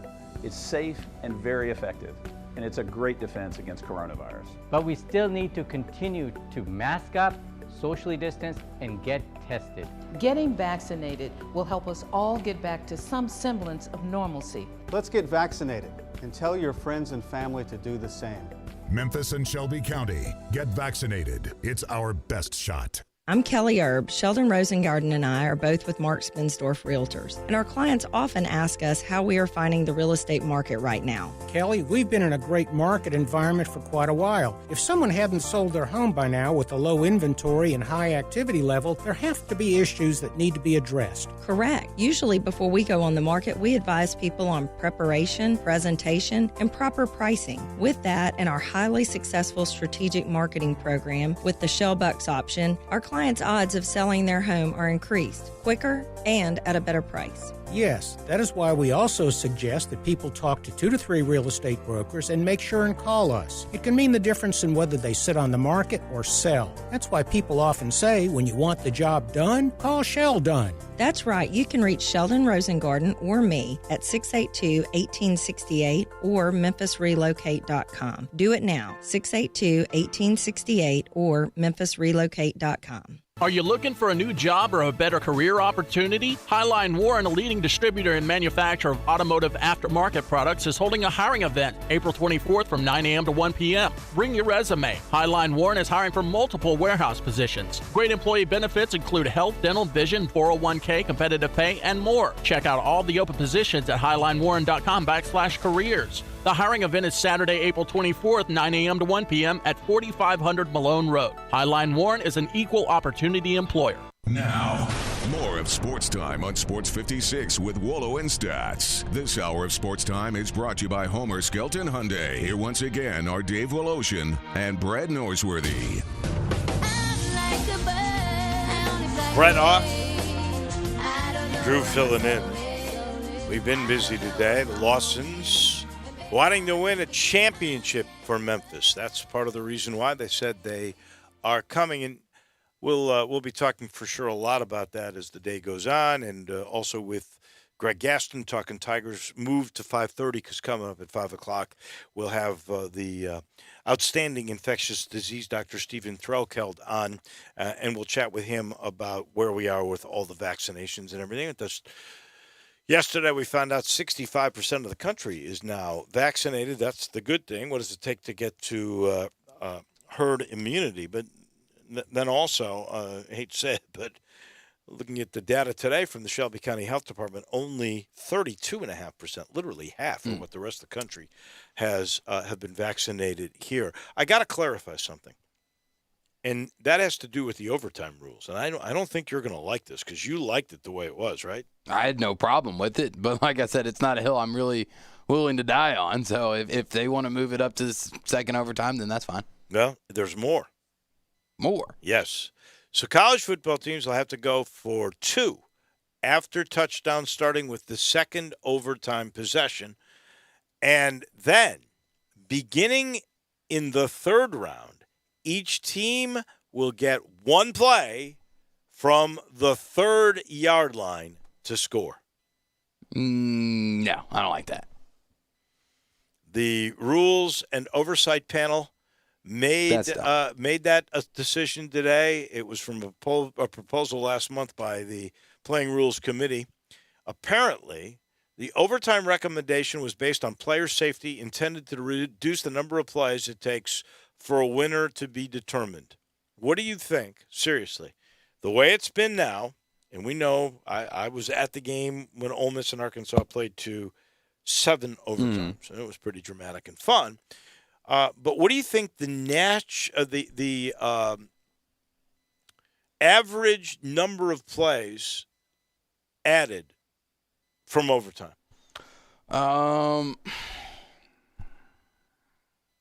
I'd say we probably average about 2 overtimes per game that goes overtime. I'll do 8 plays for each team for each overtime. So 16, 32, 64. I'll go about 64. No, you're way over. But your math was originally correct, I think. Was it 30? I don't know. I'm terrible at math. It's actually 16.4, 16 and a half plays are the average overtime. So that is pretty, like I said, 8 per team. So the new rule will have teams alternating 2-point plays in the 3rd overtime instead of starting another drive at the opponent's 25-yard line. The 2-point shootout currently started in the 5th overtime. I didn't. I thought it was happening in the third. I thought it was the third myself. I didn't remember it going that far, but I mean, as far as the 2-point conversion thing, I have no problem with it. You know, once you get past the second one, it's almost like who's just going to be able to outlast the other, and whose defense is going to be able to ultimately step up in the right situation. But the 3-yard thing, I mean, I get the cutting down of plays. So that's why you bring up the 2 for player safety. But 3 yards, that's a lot of head banging. It is. That's a lot. That's a lot of line pushing. And frankly, I could see I don't know how that translates into player safety. I think that's an interesting point because I hear you. I'm not so sure, starting at the 3-yard line, getting one play, that you're not going to get the 4th overtime because both teams are not going to score. I think it's fatigue possible. Guys. Although it does open up, it seems to me, you'll see a lot more passing. Because 3 yards, particularly at that time when everybody's tired, that's hard to get. It is hard to get. And the 3, such a weird number to me. I mean, like, why not just do 2 plays from the 10 or something like that? I mean, just one for it all. I feel like the amount of, while the plays will go down, the amount of overtimes will go up to where we might not have as many plays as we used to when you get into a 7 overtime game, but we're still going to get to 7 overtime games. And I think to where games could have been finished in the 3rd are now going to be finished in the 6th because it's a 1 for it all. And when you get to that point, are you allowed to kick a field goal? Can you just take the 3 points and say, I trust my defense to stop them? Well, I would imagine you could. Doesn't say that you couldn't. And then we what? could get in a field goal kicking battle if we wanted to. So let me ask you, that's a really good question. I hadn't thought of that. Let's just say you're a more conservative coach, and you get to that 3rd overtime and you go, man, I don't know that we can get into the end zone, but I know we can kick a field goal. Let's kick the field goal and put the onus on the other team. It's going to put a lot of pressure on them. Do we go ahead and match and then try to figure it out in the 4th, or do we play for the win here?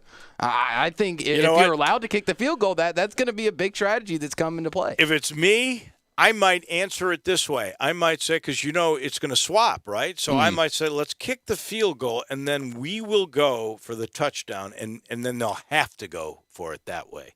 That's probably what I would counter with if I were the opposition coach. I would because then, like you said, you get the ball first the next overtime. But it's going to be interesting to see what kind of strategic moves are thrown in this. And how many times we're actually going to see it. I mean, how many – I don't have the numbers in front of me. I'm just thinking off the top of my head. I can't remember the last time I saw a 4 overtime game. I think the last one off the top of my head would have been OU Texas. I think they got into 4 this year in the Red River Shootout. But other than that, I can't really think of a past 2 overtime game. There probably were a lot more, but that's just the only one really popping off the page for me. I hear you. I think that's right, but I'm not opposed to this. It's a little quirky for me, but most people don't love the overtime rule anyway. I like it better than the NFL. I do too. I do too, and I think I like it this way because there will be a winner quicker. And that is part of it, and there will be a winner. In the NFL, you could still have a tie. And I hate ties. We do not like ties. Speaking of the NFL, there's been some rule changes in regards to numbers, and they're not going to have some of the limitations of numbers by position. And Tom Brady is really upset about this stuff. He says, good luck trying to block the right people now. Going to make for a lot of bad football. It'll look weird. Well, first off, if you're an offensive lineman, this would be a good question for Gabe Kuhn one day. You're an offensive lineman. You kind of know the body type and where the guy is coming from. You do. And if you've done your film study, you're going to know whatever his number may be. So I can't imagine that a left tackle, a right guard, they're not going to know who the guy is, who their responsibility is. They're not going to be fooled by a different number. I don't get what Brady's big complaint is. That it will look weird. That he'll be looking at a defensive front with a number 4 on it, or a 23.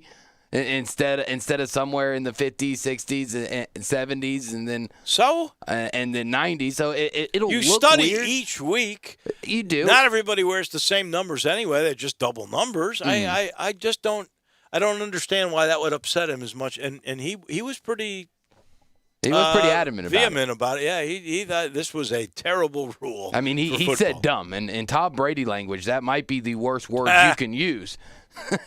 in Tom Brady language, but I even with the rule of changing that says you can mix it up, how many guys are actually going to mix it up? I mean, offensive linemen and wide receivers and basically anybody. You've had a lot of them have had the same number growing up. They got their first number when they were 6 playing flag football. Let's say he's a wide receiver type. He got number 12 or something like that. That's going to be his number forever. Same with quarterback. Well, if he got 18, maybe he's staying with 18. If it's a lineman, he got 66. He's going to be 66. It depends on who's got it when he gets there. That is true, but I think for a lot of these guys, they'll continue just to have the number system. I mean, even in other sports, you think about like baseball. I mean, there's a thing between. It's not as, I guess, well known or as well documented or rule regulated as football, but there are position player numbers, and then there are pitchers numbers. The single digits, the first couple double digits, those are all position players. Once you get up into the 30s, those are pitching numbers, and those are the guys will continue to choose pitching numbers. And I think that in the NFL, the offensive linemen, defensive linemen, linebackers, and so on and so forth will continue to pick the numbers that they've been used to and they've had for years. We'll see. I think it's much ado about nothing. I really do. It is a little bit. I think between where they are, what their body types are like, and the fact that you are doing so much film session each week on each guy that if you don't know his number, shame on you. We are right in the middle, of what they call Administrative Professional Week. I think we used to call that secretaries, but I can't say that anymore because then I'll get in a lot of trouble. But we're in the middle of it. And there is nothing better for your administrative assistant. I don't even know if I can say assistant anymore. It's just administrative professional. There's nothing that your administrative professional loves more, I promise, than getting something from Dinstall's. Really. Sales of Dinstall's goes up every year during Administrative Professional Week because if you want smiles around the office, you go to any of the Dinstall's. And I would love to get some strawberries. I know. That is top-notch because nobody makes strawberries like Dinstall's. Nobody has that fondant. Nobody knows what's in that fondant. They won't tell you, but it's great. And then they wrap that strawberry with chocolate after they have put the fondant on. That's what makes it so special. Now they're doing the same thing with grapes and pineapple, or you can get my other favorite things like cashew crunch or turtlettes. Oh, there's truffles in there too. There's heavenly hash. I don't know if we have caramel corn at the moment. Usually that's in the fall, but if they got it, grab it. Everything's so good. Your professional administrative person will absolutely love any gift that you get from Dinstall's. And now we've got more places than ever to get them. You know about the old standbys, Pleasant View, where they make the candy, Laurelwood in my neighborhood. Now they got one downtown on Thursday, Friday, Saturday, and Sunday. There's going to be, I think, a chocolate museum or candy museum there one day. I can't wait for all of that. There's one in Germantown. There's one in Collierville. There's so many places to say to somebody how sweet you think they are with the sweetest thing that Memphis offers, Dinstall's. And don't forget, we are wrapping up Administrative Professional Week. Go in there, tell them they may give you a good deal on something at Dinstall's. We pause for just a minute. Back to wrap up hour number 2 on this Thursday edition of Sports Time. You have opinions. Like a splinter in your mind, driving you mad. We want to hear them. Call the First Bank phone line at 360-8255 or text us on the First Bank text line at 70236.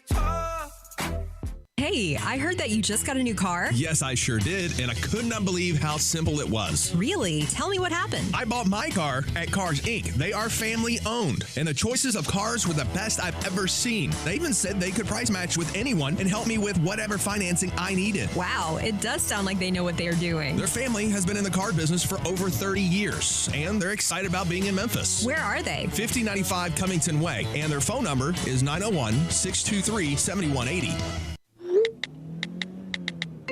Like, I don't know. Can you just pick something and order?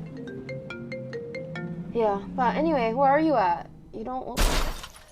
It only takes 2 seconds of distracted driving to become a statistic. You can lose your driving privileges, your vehicle, face jail time, or even lose or take a life. Slow down, Memphis. The life you save may be your own. Brought to you by the Memphis Police Department, Traffic Operations.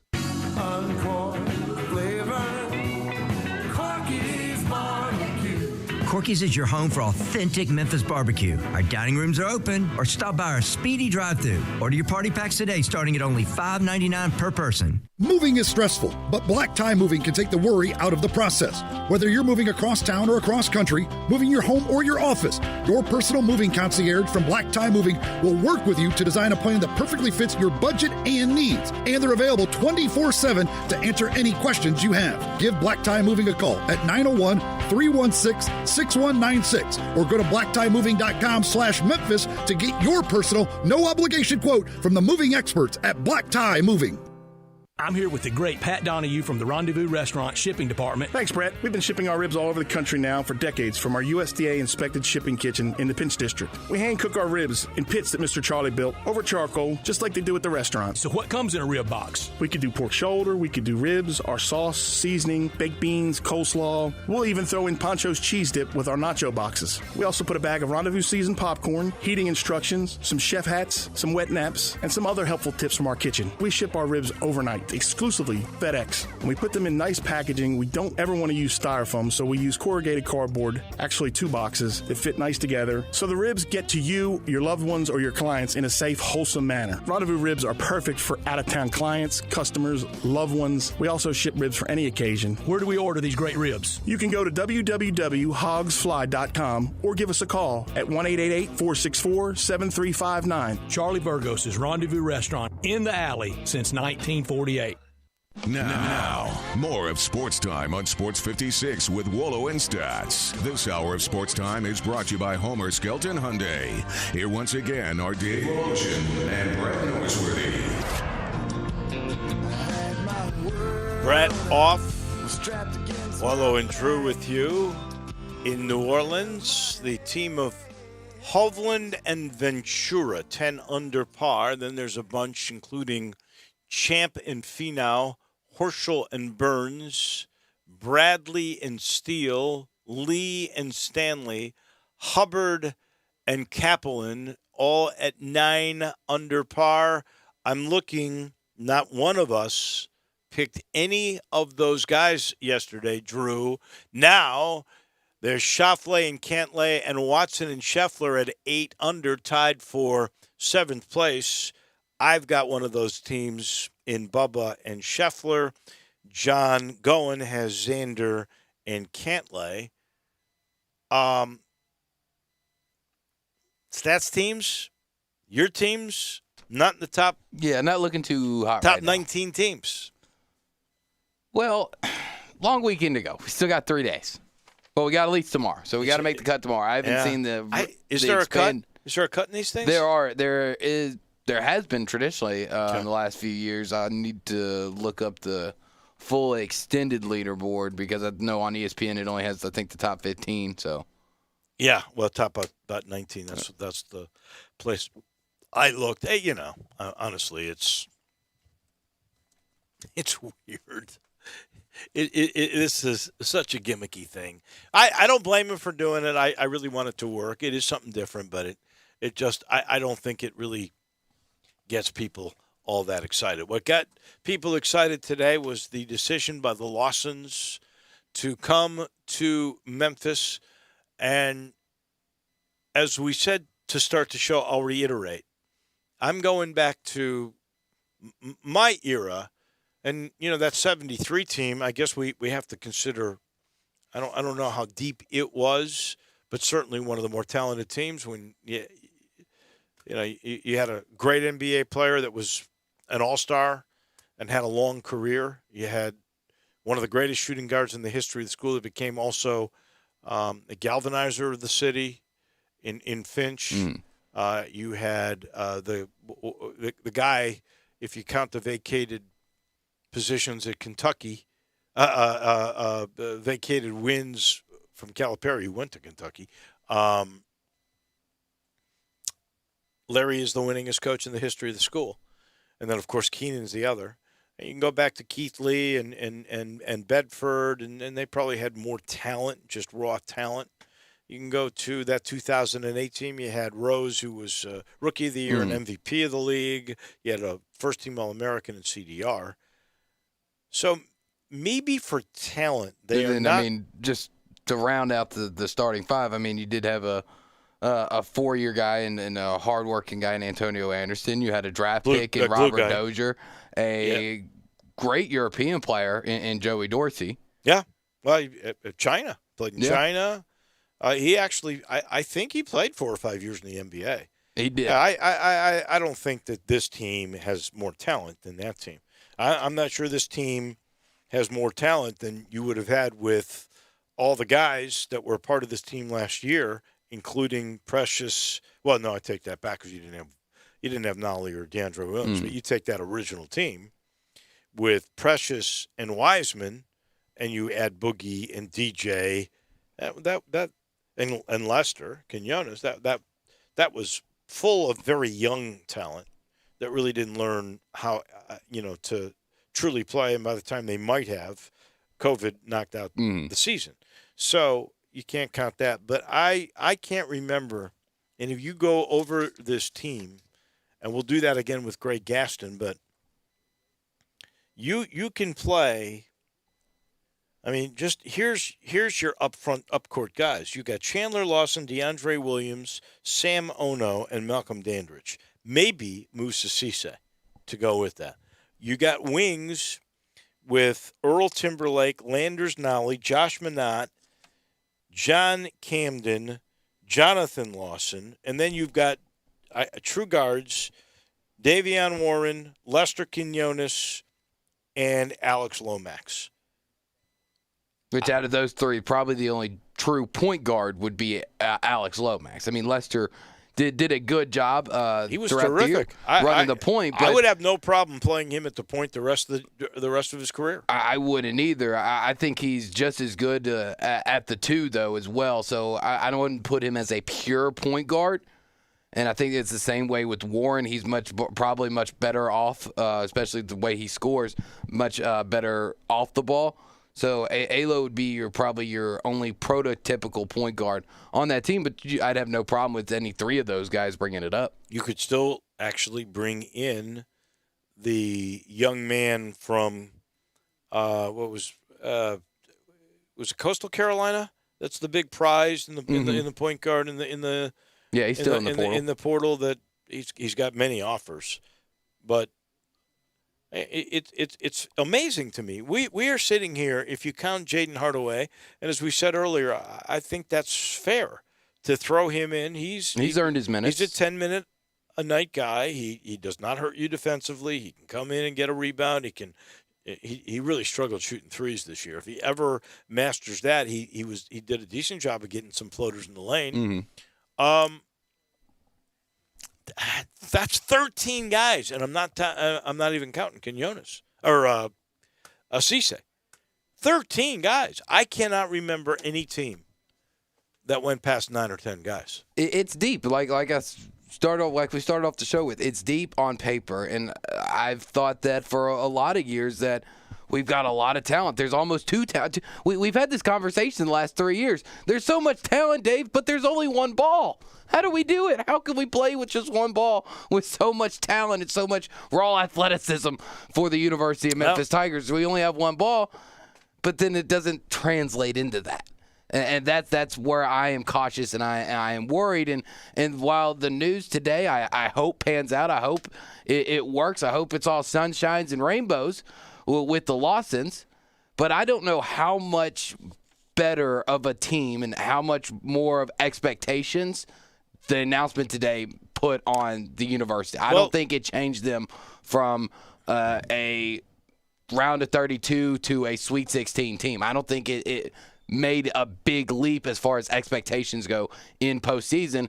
And right now, expectations has to be at least an NCAA tournament. I don't know if that puts them into a second-round team. I don't think it puts them into a third-round team. I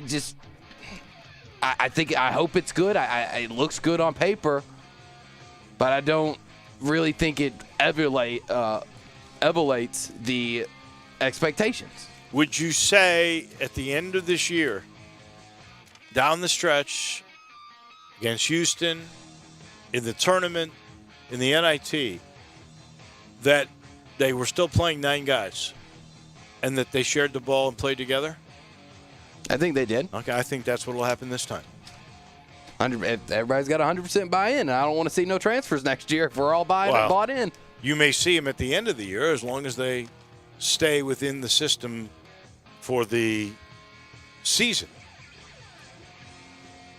This portion of the show brought to you by Conway. Conway Services, heating, cooling, plumbing, electric, and, of course, the Visa gift card, the gift back that you get if you buy a select carrier Infinity system. Right now, John does this once or twice a year. This is a good deal. You get new technology. He gives you a $1,500 Visa gift card. It comes through carrier.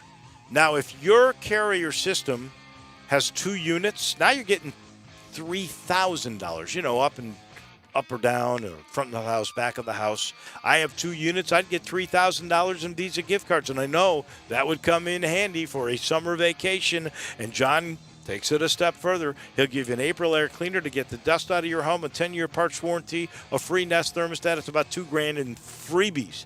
And now he's got an easy payment plan, too, to make it just so easy for everyone. As low as $139 a month, you can purchase this new technology and get all the gift back. Wow. All you got to do is make the call, 384-3511, 384-3511. Conway Services, heating, cooling, plumbing, and electric. We'll take a break. When we come back, Dr. Stephen Trelkel, the infectious disease doctor, on the vaccination progress in the city of Memphis. He's next on Sportstime. Jeff Allen, my man, what's happening over at Gossett Kia South Mount Moriah? All I can say, Randy, it's the right time to buy your new Kia at Gossett Kia South on Mount Moriah. I've got a 2021 Kia Forte, 41 MPG, or $129 a month lease, just $31.99 due at signing. And a 2021 Kia Soul, $159 per month lease, $30.99 due at signing. And I see you got 2021 Kia K5, built in America, $184 a month lease, $30.99 due at signing. They're all 36-month leases. Plus our industry-leading 10-year, 100,000-mile powertrain limited warranty program. So whether you live in Horn Lake, South Haven, Olive Branch, or Memphis, and let's not forget Senatobia, you'll be happy at Gossett Kia Mount Moriah, 2680 Mount Moriah, or KiaMountMoriah.com. All 36-month leases, 0 security deposit, $650 acquisition fee, Forte, ME344-837, MSRP $20,655, Soul M777-2135, MSRP $21,130, K5 MG 005560, MSRP $25,725, 10,000 miles per year, 20 cents excess mileage, includes all manufacturer rebates and incentives, PF $695, excludes tax title and license with approved credit, warranty is a limited powertrain warranty. See dealer for complete details. Offer valid through 4/30/2021, dealer stock only.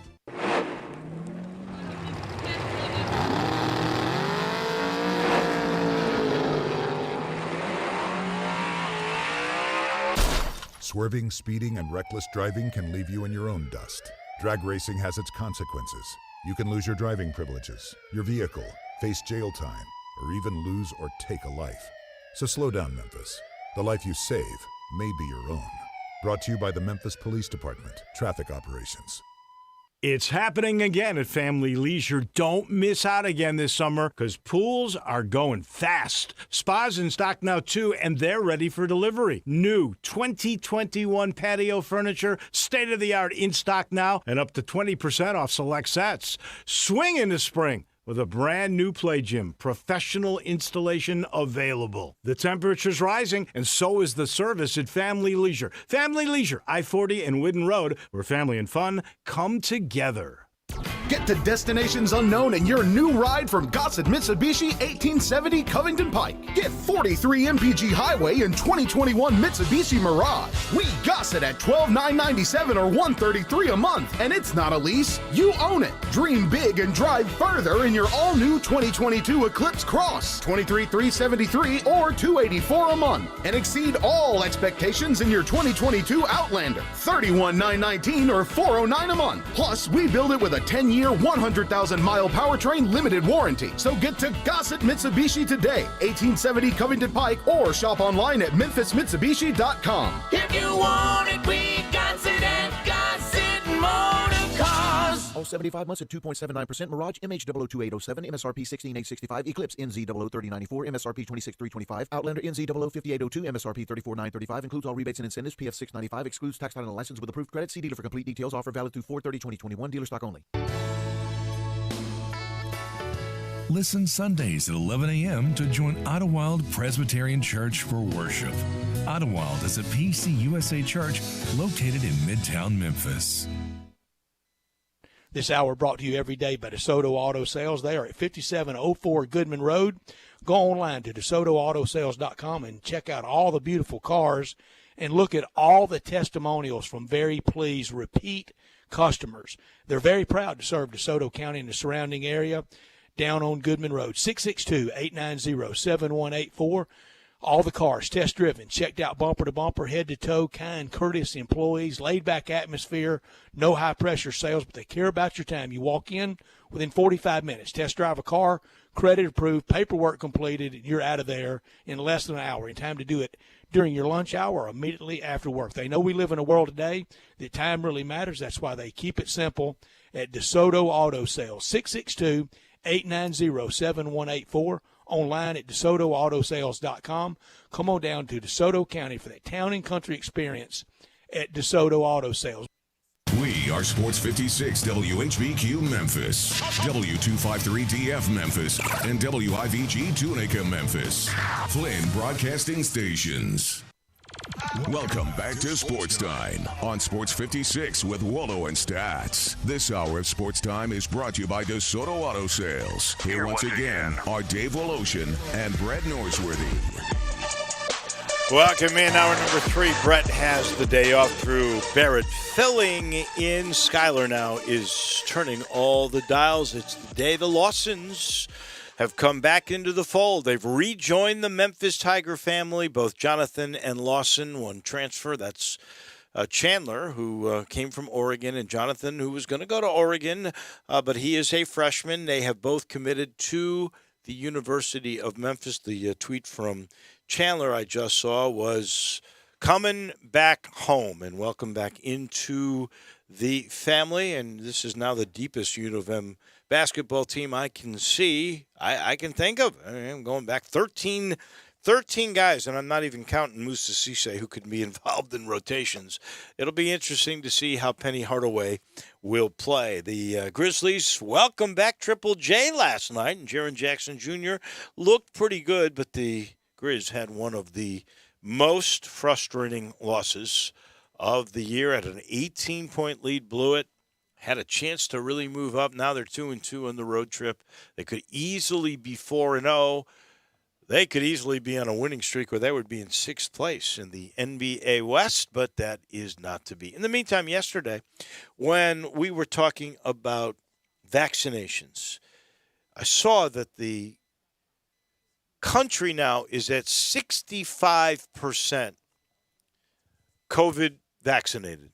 That's not double vaccinated, but 65% of the American population has had at least one shot. Today, just to look for comparison, which depressed me, I saw that Shelby County has had only 298,610 vaccinated. That was of like 1:30 this afternoon, which is pretty much 32.25% of the population, almost half of the United States percentage. That is a bit depressing. When we were at 65%, I was thinking, how do we get to herd immunity? I've been reading 70 to 80%. We're getting really close. Oh, we got to get Dr. Stephen Threlkeld, the great infectious disease doctor, on to let us know all about that. And then I read this news. This was depressing today. So, Dr. Threlkeld, make me feel better somehow, some way. Good afternoon. Hey, guys. Thanks for having me. Yeah, you're depressing me too, Dave. It is. It's particularly disappointing because we have some great opportunities here. We're ahead of most other states in terms of the numbers we have now. We look pretty good right now, and we have a mass vaccination center that we're using to the tune of a third of the capacity. And so it is the way out. It's the way we get back to indoor activities and group activities. And you just wish we would see more because we do have that opportunity, and we have it ahead of any significant surge. We could keep such a surge from happening. We're seemingly the southern United States is doing a little bit better than the northern. Maybe we're out of doors more, better ventilation, those kinds of things. But there are a lot of things out there that still are potentially dangerous, and we need to avoid them. And the way to avoid them is quite simply to get the vaccine. I saw, I think it was in the Daily Memphian earlier today, that the federal government has that as you said, this massive ability that we are able to vaccinate at the Pipkin building. Then they double production, but they're only a third of the appointments are being used. And so they may pack up and leave a big portion of that. Why are we so far behind? Yeah, comparatively, it's always hard to say.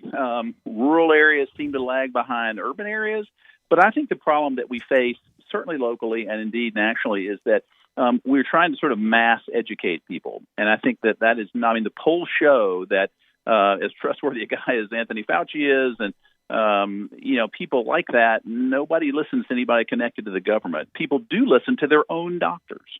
And so you need somebody that you think is informed and that you have some degree of trust in to really get at some of these folks that are undecided and are worried. I think we have fantastic answers to the questions and concerns that people have. It is to the tune of 5,000 times safer to get the vaccine than not to get the vaccine. That's even the J&J vaccine. Say that again.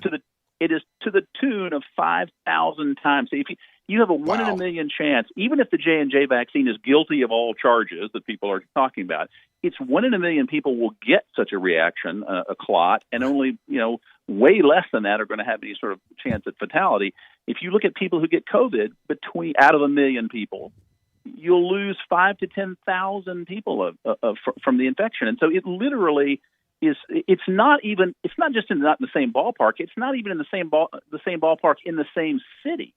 I mean, the numbers are dramatically different, and we need people who folks trust on as close to a one-on-one basis as we can do to explain to them how much more likely they are to be alive getting the vaccine than not getting the vaccine. Well, I think that's the problem. You mentioned listen to your doctors. Do you know of any doctor, because I don't, but is there any doctor who has told their patients not to get the vaccination?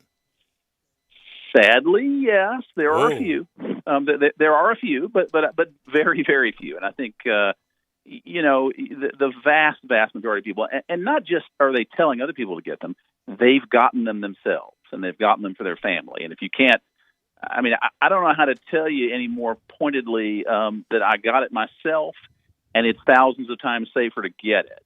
And it's easy for me to explain that to somebody in the hospital whom I know and might have some trust in me, but it's harder when you do big groups. That's why we're trying to do some things with small businesses, get together, answer all of their questions and concerns.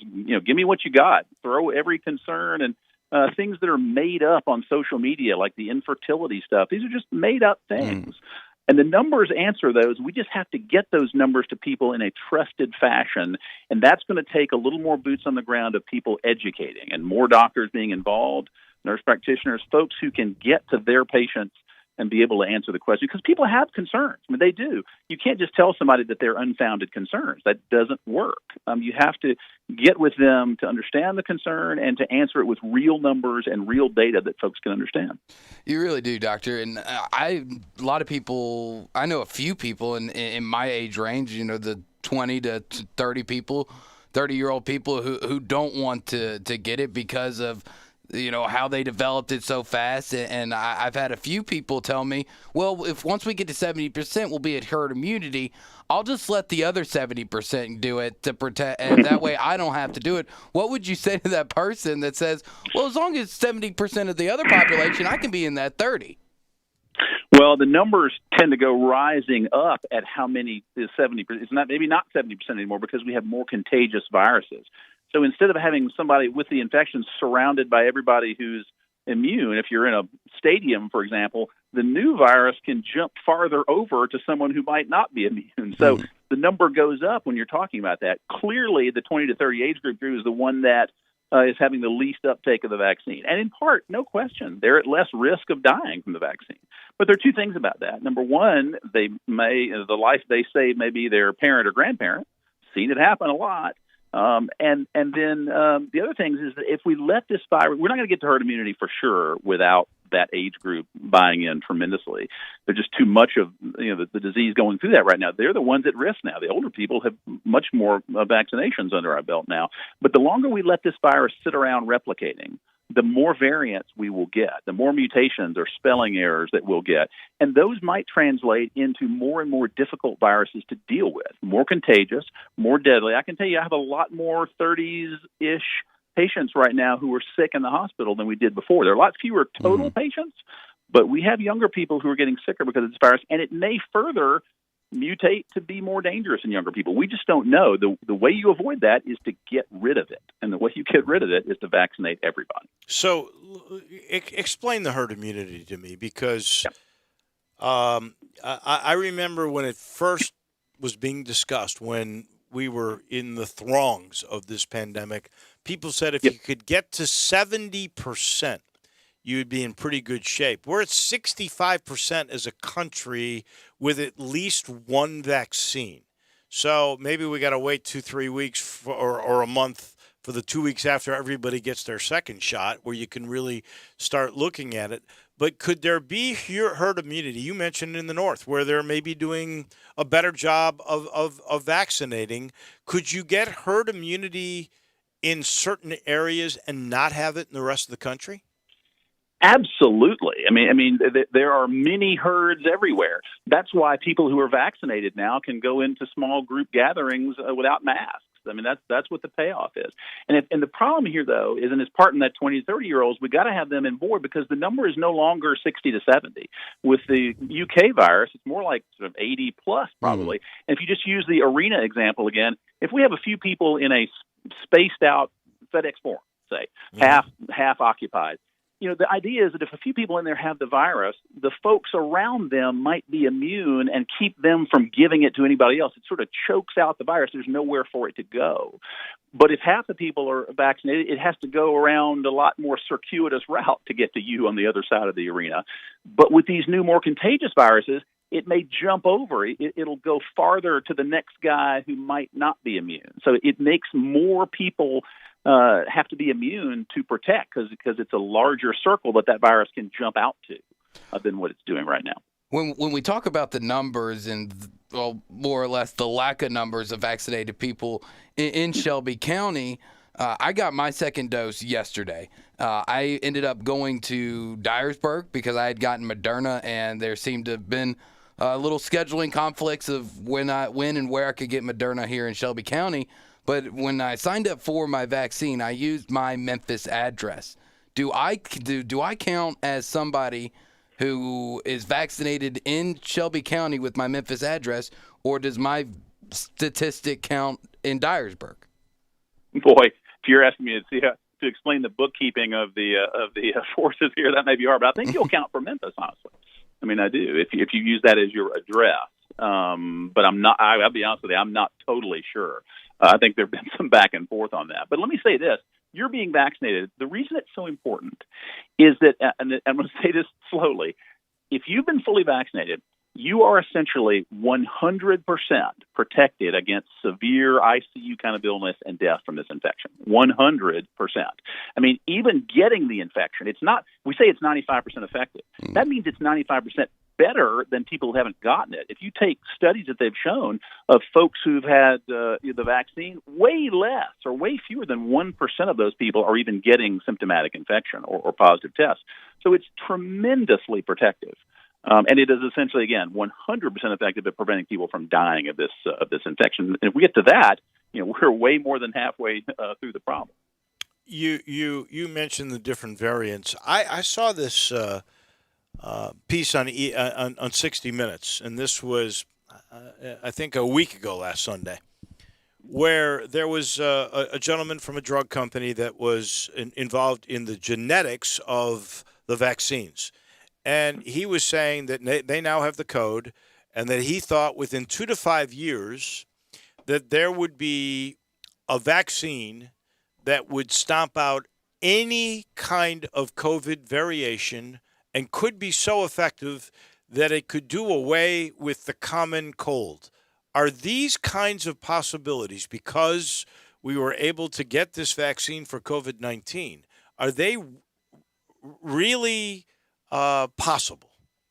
Yeah, I mean, I think that, and you can never be sure of these sorts of things because there's so many variables, but you look at the RNA vaccine technology, people were working about it, were worried about it coming fast. It's been worked on for 20 years. We just put all the money and the intensity of work on it very quickly, and the companies got to not worry about their expenditures. These RNA vaccines are extraordinarily amazing. Not only are they tremendously safe and effective, but you don't have to waste years growing the virus and purifying it and chopping it up. You skip all the things that are that go before getting to those all-important clinical trials. And because of this, if you just look at these variants, for example, because some of these variants do not respect the real infection, the natural infection, the P1 from Brazil, the South African. If you've had the infection before, those guys don't care. They'll hit you again. Mm-hmm. So now not only but the vaccine still protects us a fair amount against those. But let's say for a second that we mess around and more variants come that are really resistant to the vaccine. The great thing about the RNA technology is in as little as 6 weeks, we can produce other vaccines that we just change the spelling, and it's a different strand of RNA that corresponds to those mutations. It makes the protein accordingly, and we can all of a sudden very, very quickly have a new vaccine if it's necessary. They're already being produced and under trials.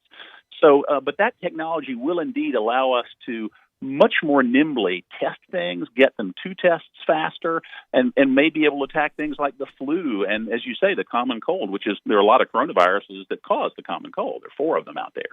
So, yeah, it is a new day in vaccine technology. There's no question. And we may be bearing a whole lot of benefits from this for years and years to come just because of what we've accomplished in this last year. Another kind of from my age group excuse or reason why that they don't want to get the vaccine, they bring up something you just brought up, the flu vaccine, that they said, well, they've never gotten the flu vaccine and they've never died from the flu, so why would they get the COVID-19 vaccine? And then on the other hand, they talk about, well, the flu vaccine, it's not 95%, and we've had the flu vaccine for 20 plus years. How can I trust something that's been out for less than a year? Yeah. Well, the flu vaccine, the flu, for example, kills 30 to 60,000 people a year in the U.S., but it mutates much faster than coronavirus. So we have to have a new flu vaccine every year to account for those changes because last year's flu vaccine won't really help. And then to be sure, they're not terrifically effective. They're in the kind of 50% range at preventing disease, but they're a lot better than that, much like the coronavirus vaccines at preventing severe infection and death. It's pretty good against that when you talk about the flu vaccine. But the flu vaccine is a much lower technology than we're talking about now. But it still kills a lot of people, no question, much like coronavirus, more the elderly, more the infirm with other medical problems. But it changes a lot faster. So the coronavirus, we hope, will have more of a durable effect with the vaccine. I know you're dealing with the Shelby County Health Department a whole bunch. What is your sense about, I know we're going back to small concerts, we're going back with buffets.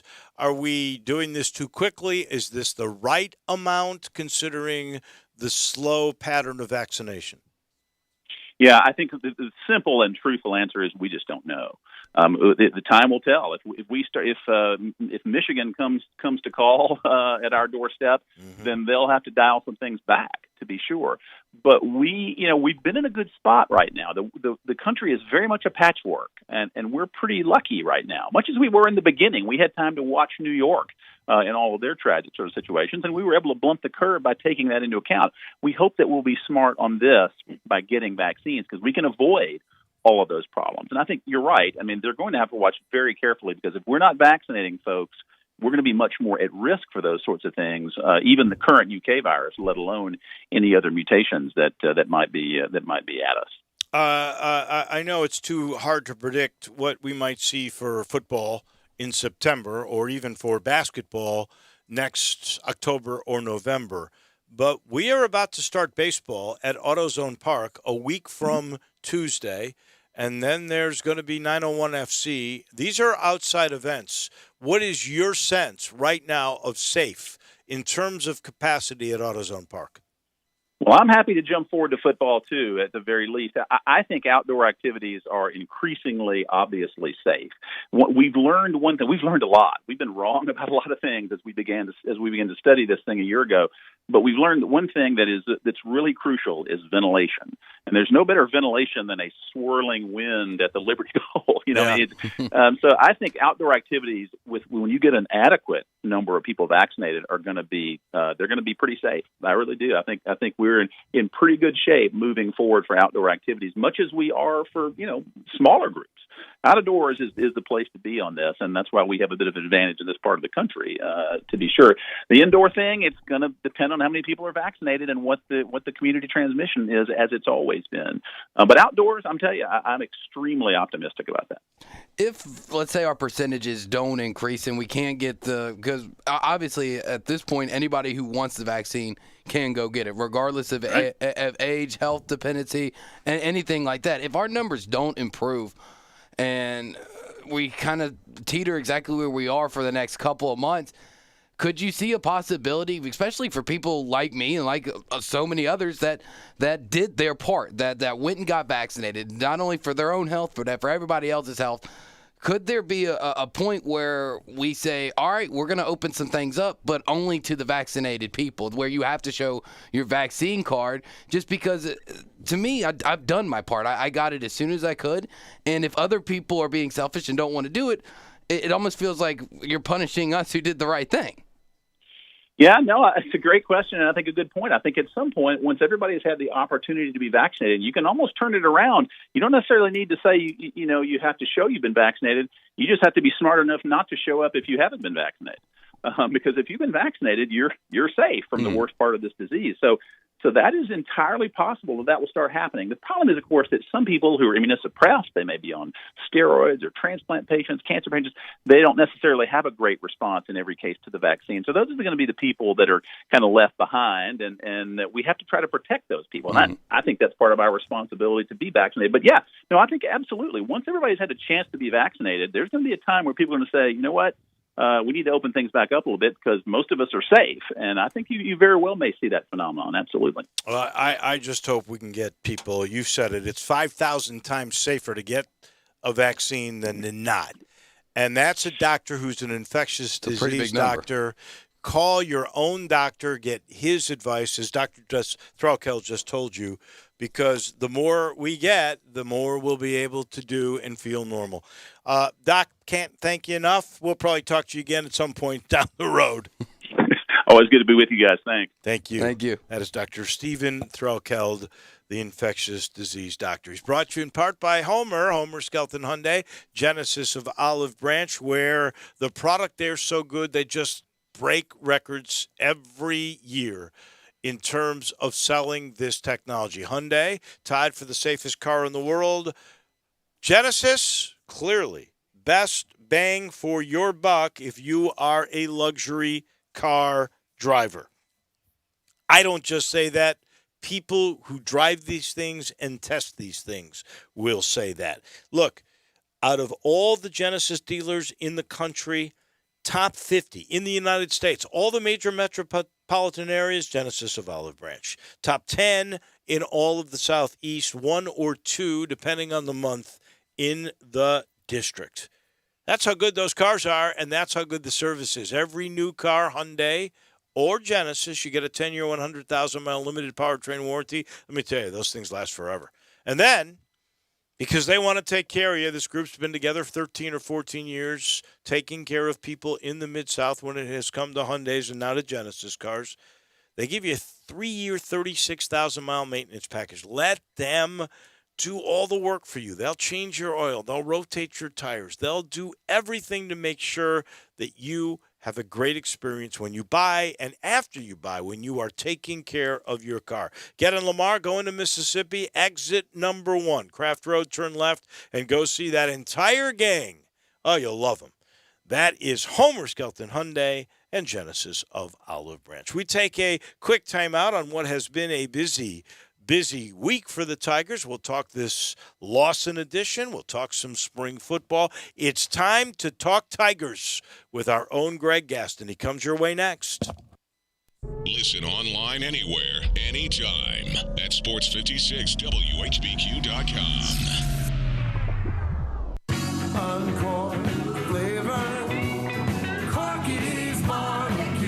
There's now a faster and easier way to pick up your Corky's Barbecue. Order and pay online, pull into the designated spot, text Corky's to 474747, and we'll bring your order right to your car. No waiting. Did you know nearly 40% of men under 40 and over 75% of men over the age of 40 experience sexual performance concerns? At the Memphis Men's Clinic, their experienced physician performs a comprehensive evaluation that determines which specific issues may interfere with your sexual performance. These issues can vary and range from anxiety to medical issues, low testosterone, or erectile dysfunction. The Memphis Men's Clinic has evaluated hundreds of men of all ages over the years and reestablished a normal sexual life. The Memphis Men's Clinic will work aggressively to resolve issues and allow you to restore your sexual health and overall well-being. That's the Memphis way. If you're 20 years old or 90 years old, come and get cared for the Memphis way. Treatment that's based on your specific needs after a professional clinical evaluation by their experienced board-certified physician. Call the Memphis Men's Clinic today at 901-443-0475 or visit memphismensclinic.com. Like, I don't know. Can you just pick something and order? Yeah, but anyway, where are you at? You don't... It only takes 2 seconds of distracted driving to become a statistic. You can lose your driving privileges, your vehicle, face jail time, or even lose or take a life. Slow down, Memphis. The life you save may be your own. Brought to you by the Memphis Police Department, Traffic Operations. Jeff Allen, my man, what's happening over at Gossett Kia South Mount Moriah? All I can say, Randy, it's the right time to buy your new Kia at Gossett Kia South on Mount Moriah. I've got a 2021 Kia Forte, 41 MPG or $129 a month lease, just $31.99 due at signing. And a 2021 Kia Soul, $159 per month lease, $30.99 due at signing. And I see you got 2021 Kia K5 built in America, $184 a month lease, $30.99 due at signing. They're all 36-month leases. Plus our industry-leading 10-year, 100,000-mile powertrain limited warranty program. So whether you live in Horn Lake, South Haven, Olive Branch, or Memphis, and let's not forget Senatobia, you'll be happy at Gossett Kia Mount Moriah, 2680 Mount Moriah, or KiaMountMoriah.com. All 36-month leases, zero security deposit, $650 acquisition fee, Forte, ME344-837, MSRP $20,655, Soul M777-2135, MSRP $21,130, K5 MG 005560, MSRP $25,725, 10,000 miles per year, 20 cents excess mileage, includes all manufacturer rebates and incentives, PF $695, excludes tax title and license with approved credit, warranty is a limited powertrain warranty. See dealer for complete details. Offer valid through 4/30/2021, dealer stock only. Looking for a great place to deposit your money? Try First Bank. Competitive CD rates, a money market that moves with Wall Street prime and interest-bearing checking account options. Not to mention their friendly bankers who make decisions locally.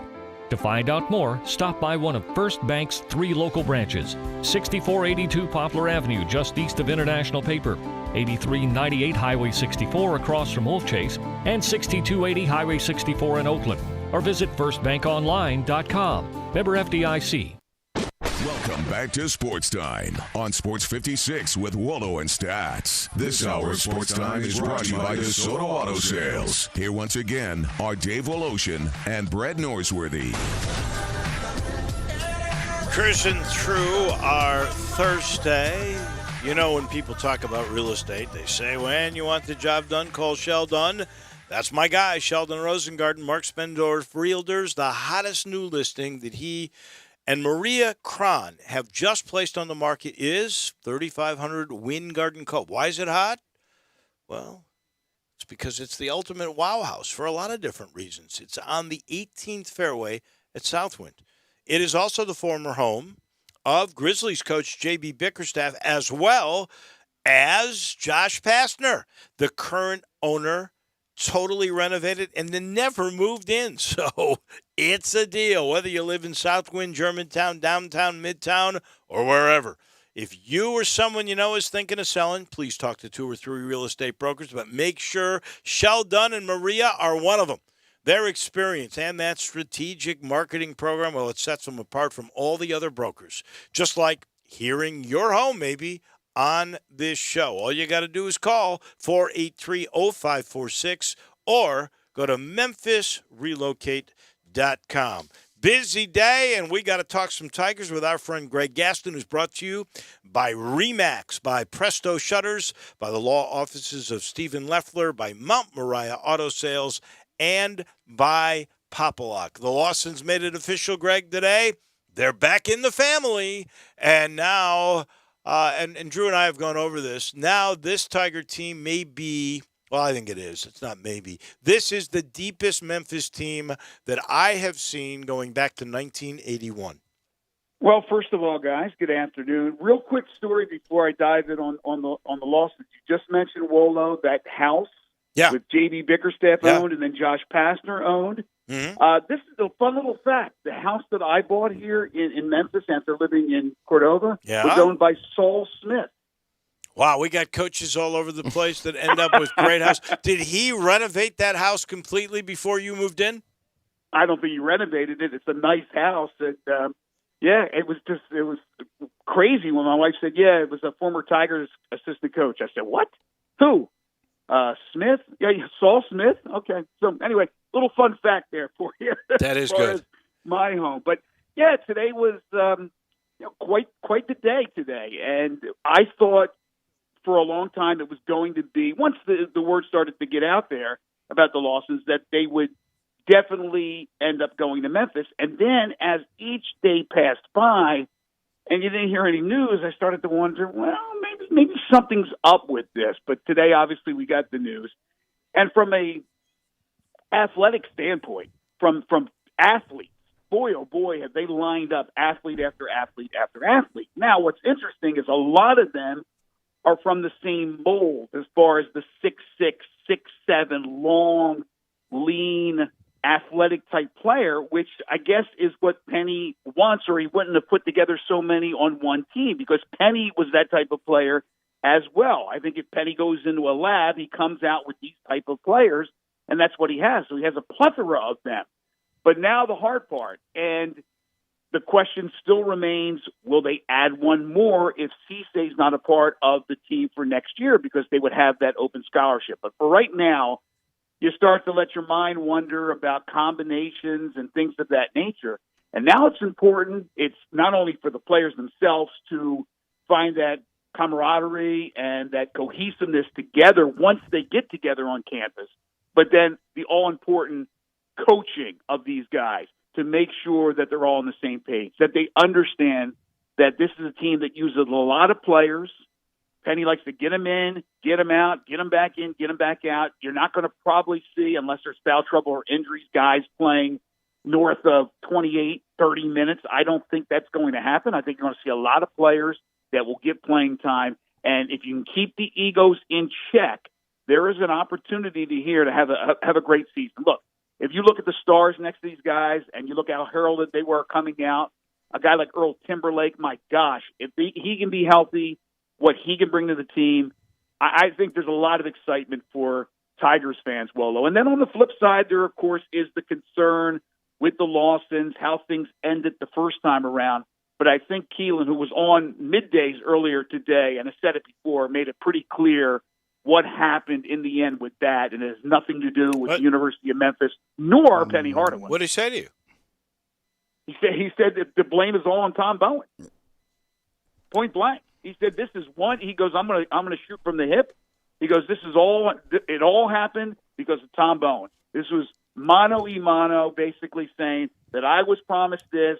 This guy took it away from me. This had nothing to do with Tubby or the staff. It had nothing to do with the University of Memphis or the Tiger basketball program.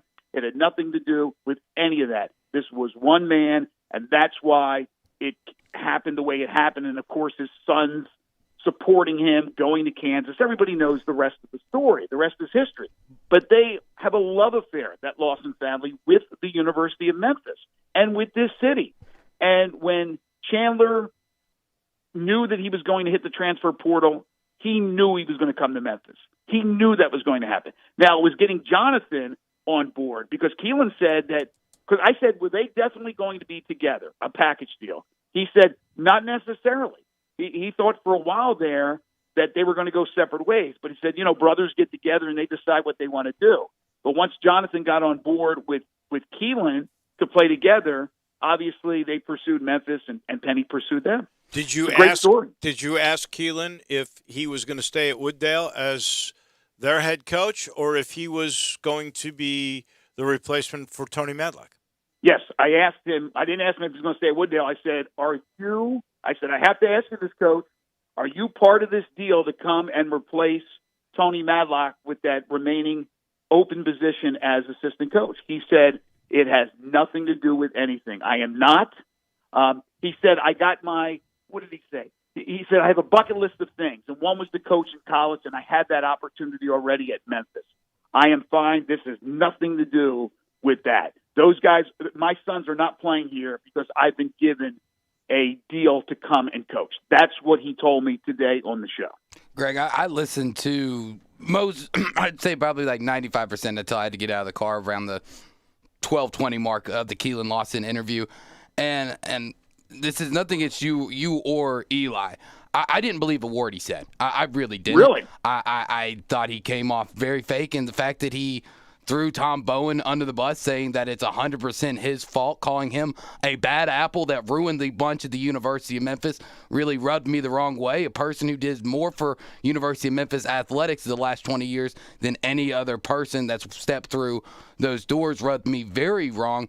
And the fact that it's only on Tom Bowen and he said that it had nothing to do with Tubby, then why was there a video of his sons flipping off the university as they're leaving?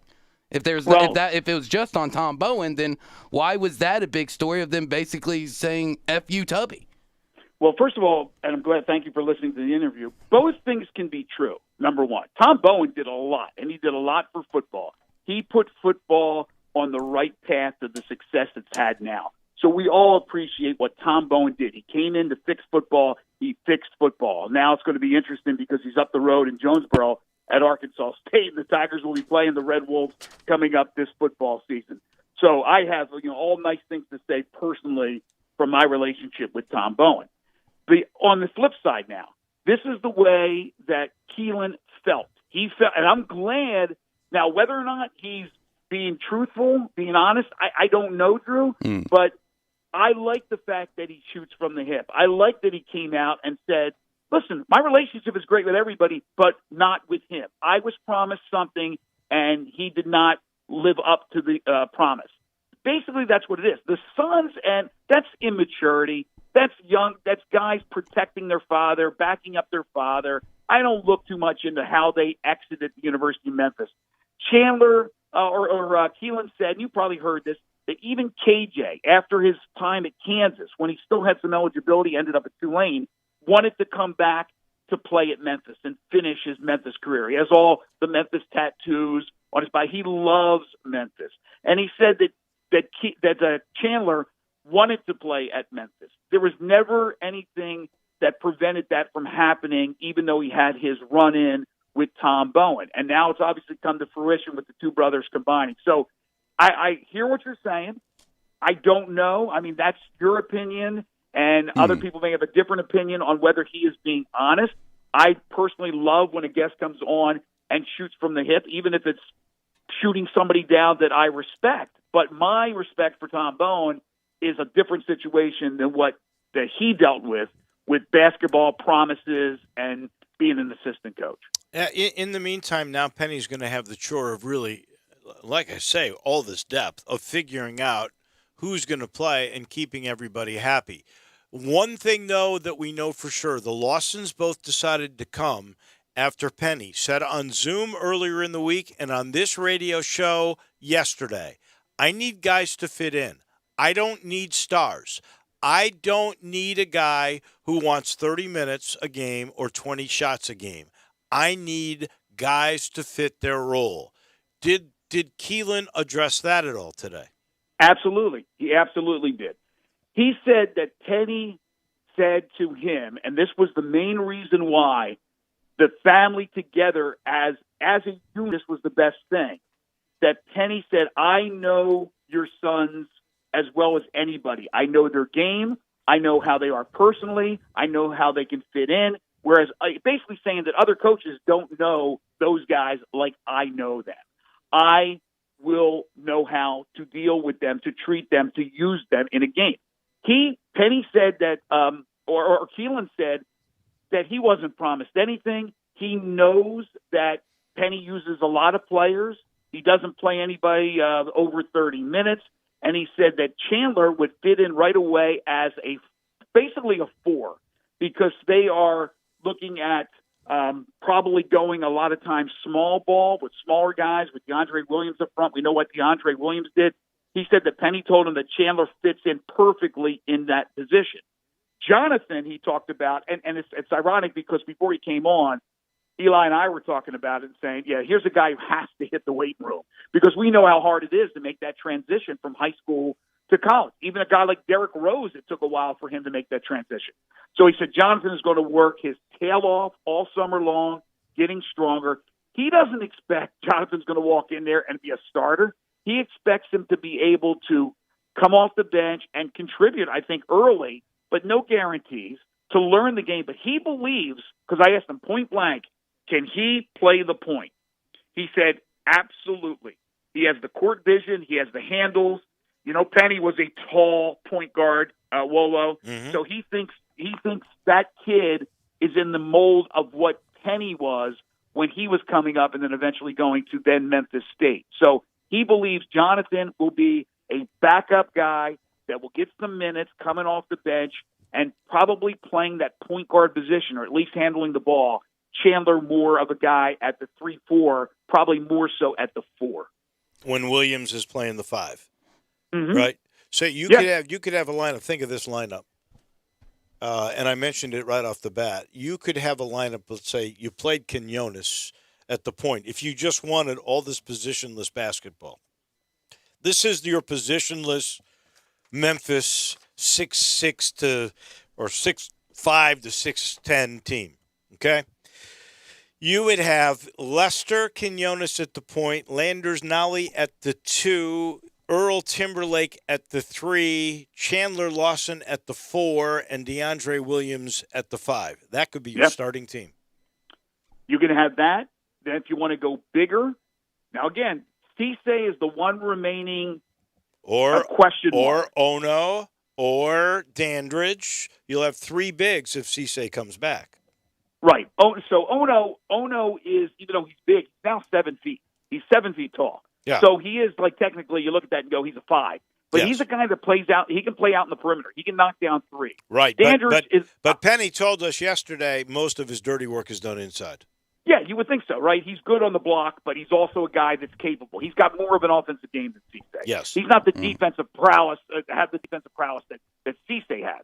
I don't know why Cisse would come back, really, because if you've got Ono and you've got Dandridge still here, I can't imagine that Penny would give the same promise he did last year where he started him every game.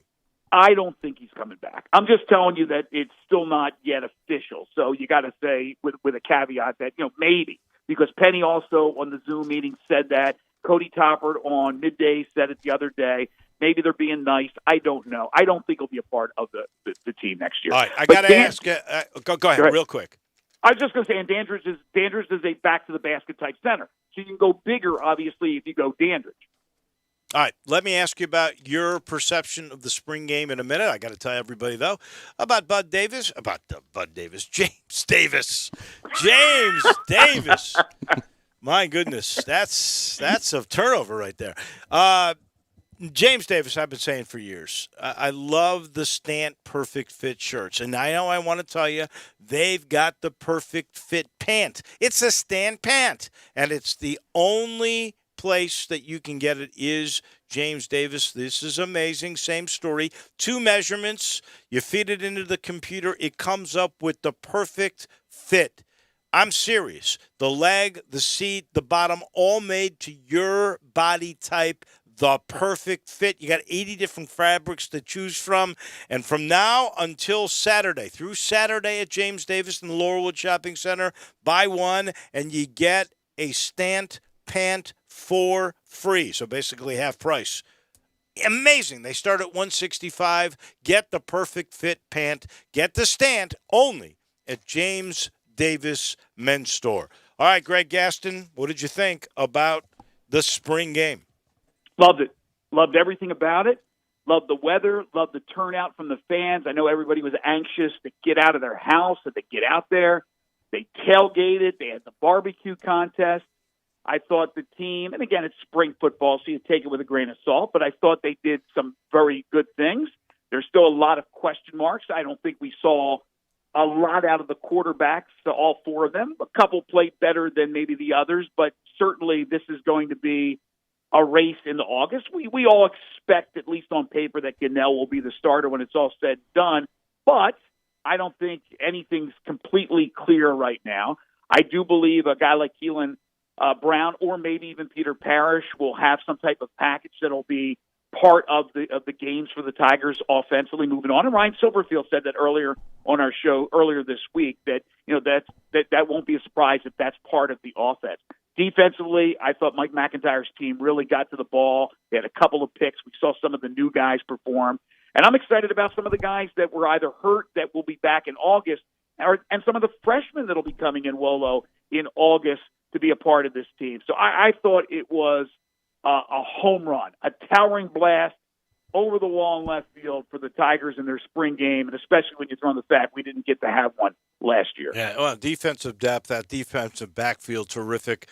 Hennigan was a big surprise at how good he is. And I'm not sure he's even 18 years old yet, or he just turned 18. I suspect that Ryan will try to redshirt him. You know, he can play him 3 or 4 games and still get the red shirt. Right. I thought Gunnell I think it's Gunnell's job, but we'll wait and see how it all plays out. But you're right, a home run, just like you were on this segment. Thank you very much. Thanks, and we'll Greg. talk to you next week. Thank you for moving for Dr. Threlkeld, and we'll talk to you in your usual spot next Thursday at 5. No problem. Thanks, guys. Take care. Talking Tigers with Greg, brought to you by RE/MAX, Presto Shutters, the law offices of Stephen Leffler, Mount Moriah Auto Sales, and by Papa-Lock. I can't wait till Sunday. I'm going to go play Fox Meadows. I love all of the public city golf courses. They're back. They're terrific this year. And this summer, they are really concentrating on junior golf clinics. They'll have them starting in June all the way through July, maybe into August at Whitehaven. And if your game is ready, they will have more championships this summer than I've ever seen before. They will have championships at Galloway, Audubon, Fox Meadows, and Pine Hills. The Pub Links will still be happening. The Hillman Robbins. There will be a ladies amateur championship, and I've only just begun. You want to check out more? Go to the Public City website. You will love it. If you haven't played a city course in a while, I promise you, go see what they're all about and wait till you see this fall the brand new Overton Park 9. They've spent $2 million on a renovation. It's going to be terrific. A tradition. Golf and Memphis for over 100 years. City Golf. Back with Crunch Time in just a minute. Sports 56 mornings with Peter Edmiston and Anthony Zane. Weekday mornings from 7 till 10 on Sports 56, 98.5, and 96.1. Do you want a greener, more weed-free lawn? If you're like me, you can't stand the sight of dandelions, clover, or especially crabgrass. Hi, I'm Brandon Hawley, president of Lawn Solutions. We are your locally owned and operated weed control and fertilization company. We are also experts in disease and insect control on your lawn and landscape. Our uniformed technicians are full-time, year-round licensed and certified by the state of Tennessee. Lawn Solutions' personalized service is far more superior to that of national companies that promise but simply cannot deliver. We return phone calls, we keep appointments, and we want your business. What we will not do is bother you with endless phone calls or junk mail. Lawn Solutions will not sell you something your lawn doesn't need. If you're looking for a local lawn care company to kill your weeds and feed your grass, then Lawn Solutions is the finest. Call us at 867-5626. That's 867-5626. Or go online at lawnsolutionsinc.net. From our family to yours, we want to thank you for your business. As physicians, we know that what we do now will affect the future for us all. The COVID-19 vaccine is now available.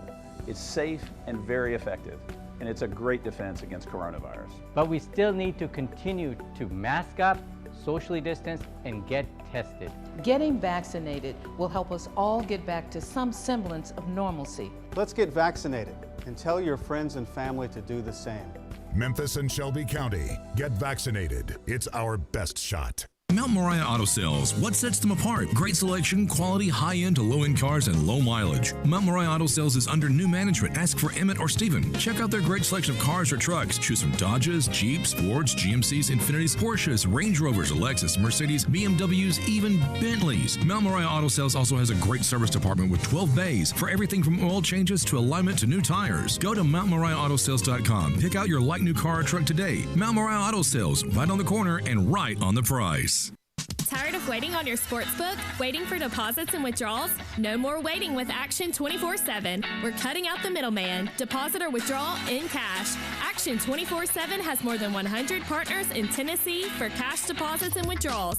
Visit Action247.com for a location. Cash deposits and withdrawals from your Tennessee sportsbook. Action247.com. You got action. Must be 21 or older and in Tennessee. For problem gambling support, call 800-889-9789.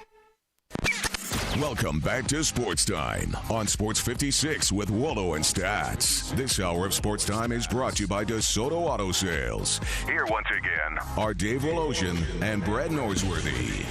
Come on, Muhammad, we hit fame. We busy with the deal, we get insane.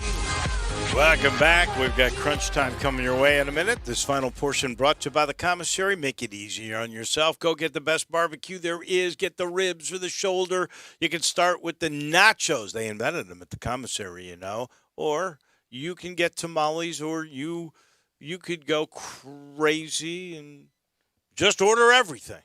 That's not a bad idea. I've seen Drew do that on occasion. This is the place to go. And it's so easy to do it now. You can go through the drive-thru at the Collierville Commissary, right there at Poplar and Houston Levee Road. Huge place. Not a bad place at all to go on a day like tonight. Go watch some stuff, and we'll give you what to watch tonight right in front of their 2 TVs on the patio. What a day. And have your favorite beverage and knock down a cheese plate and some sausage. Ooh, that sounds so good. Everything is good and always consistent at both locations. They still have the Germantown Commissary. That is in that little quaint area of Germantown. And now the big one, the Collierville Commissary at Poplar and Houston Levee. Go there and let them do all the work for the greatest queue in town. It's crunch time.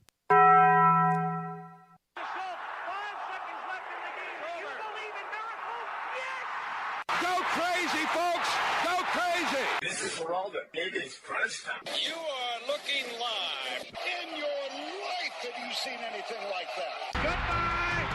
Hello, Haskins. Boop. What's happening, big dog? How you doing? It's obviously crunch time. Hammer, nail, coffin. This baby is over. On 1, on 2, on 3. Hey. Time for Taco Bell Crunch Time. Taco Bell, home of the crispy tortilla chips, topped with a double portion of either seasoned beef or shredded chicken, plus refried beans, nacho cheese sauce, reduced fat sour cream, guacamole, and a 3-cheese blend. Nachos Bel Grande, heaping portion of chips, topped with ground beef, tomatoes, beans, nacho cheese sauce, and a dollop of sour cream. Taco Bell, home to great food you get on your way home real fast, and they bring you crunch time every day. Well, we learned today John Calipari's staff at Kentucky is changing. Joel Justice is going to Arizona State. Tony Barbee could become the head coach at Central Michigan. So they are trying to get back Orlando Antigua, who I happen to like, the former USF coach. But now we are told that Illinois has made a substantial counteroffer to Orlando Antigua to keep him in Champaign. If Kentucky matches, he'll probably end up in Lexington. The offer would make him the highest-paid assistant coach in college basketball if he goes. Oh, and the other thing, Bradley Calipari is going back to do, I don't know if it's a grad assistant or what he'll be doing for his son. He'll be learning how to be a coach. I'm sure he'll do a great job, especially if he's anything like his dad. Learned today that athletes who make political or social justice protests at the Tokyo Olympics were promised legal support today by a global union and an activist group in Germany. The pledges came one day after the IOC confirmed its longstanding ban on demonstrations or political, religious, or racial propaganda on the field of play, medal podium, or official ceremony. So athletes that more than likely will decide to continue having their voices heard and continue their protests will at least have some help in the legal department. I think all that's going to change to a certain extent. There are some things that athletes will be able to wear. You can peace, equality, those kinds of things. Black Lives Matters is not on that list. We'll see if all this thing doesn't change. Now you have this German, it's basically a players association in Germany. Pretty much. They are saying any athlete, we're going to back you with our legal Doesn't matter expertise. what country. Nice thing. I'll be interested in seeing how all of that plays out. I could have done without seeing Steph Curry's 11-game streak with 30 or more points coming to an end. And it really cost them. It was good for the Grizzlies, though, because they lose to the Wizards 118-114. If you got to 30, they might have won the game. That would have gotten them tied with the Grizz for the 8th spot. But when you think, and it was really well put today by Keith Smith, 65-plus games, 65 games with 30-plus for Wilt. That's like that 56-game hitting streak. Never be done again. That is never going to get broken, I can tell you that. It probably won't. What I could have done without happened last night as well, Dave, as I walked in my house after having dinner with some friends at 8 o'clock, looked at my phone and went, wow, 12 minutes left to go in the Preds game. 4-1. Period. 4-1. 4-1. Let me turn on the game. 30 seconds later, Saros lets a goal go. Okay, 4-2. 45 seconds later, another goal by the Blackhawks. 4-3. Okay, we got it. 45 seconds later, ties it up 4-4, and then a 4-minute penalty. Luckily, the Preds get into overtime, right? Right. Preds are great in overtime. 5-3 in overtime. 5-0. They own the Blackhawks. 5-0 in shootouts. 15 seconds left to go in overtime. All right, this is great. We're going to get in a shootout. Be 6-0. Here we go, Preds. 15 seconds left. Top shelf where Grandma keeps the cookie jar. Ball game. Blackhawks win. Finally, they beat. Finally, they beat the Preds. And you know what? That may be, like we look back, the Preds broke up the Chicago Blackhawk dynasty. That could end up being the game that keeps the Preds out of the playoffs this year. I thought that was incredibly an interesting game. We'll be keeping an eye on tonight. Baseball, Cubs play the Mets, Dodgers in San Diego late.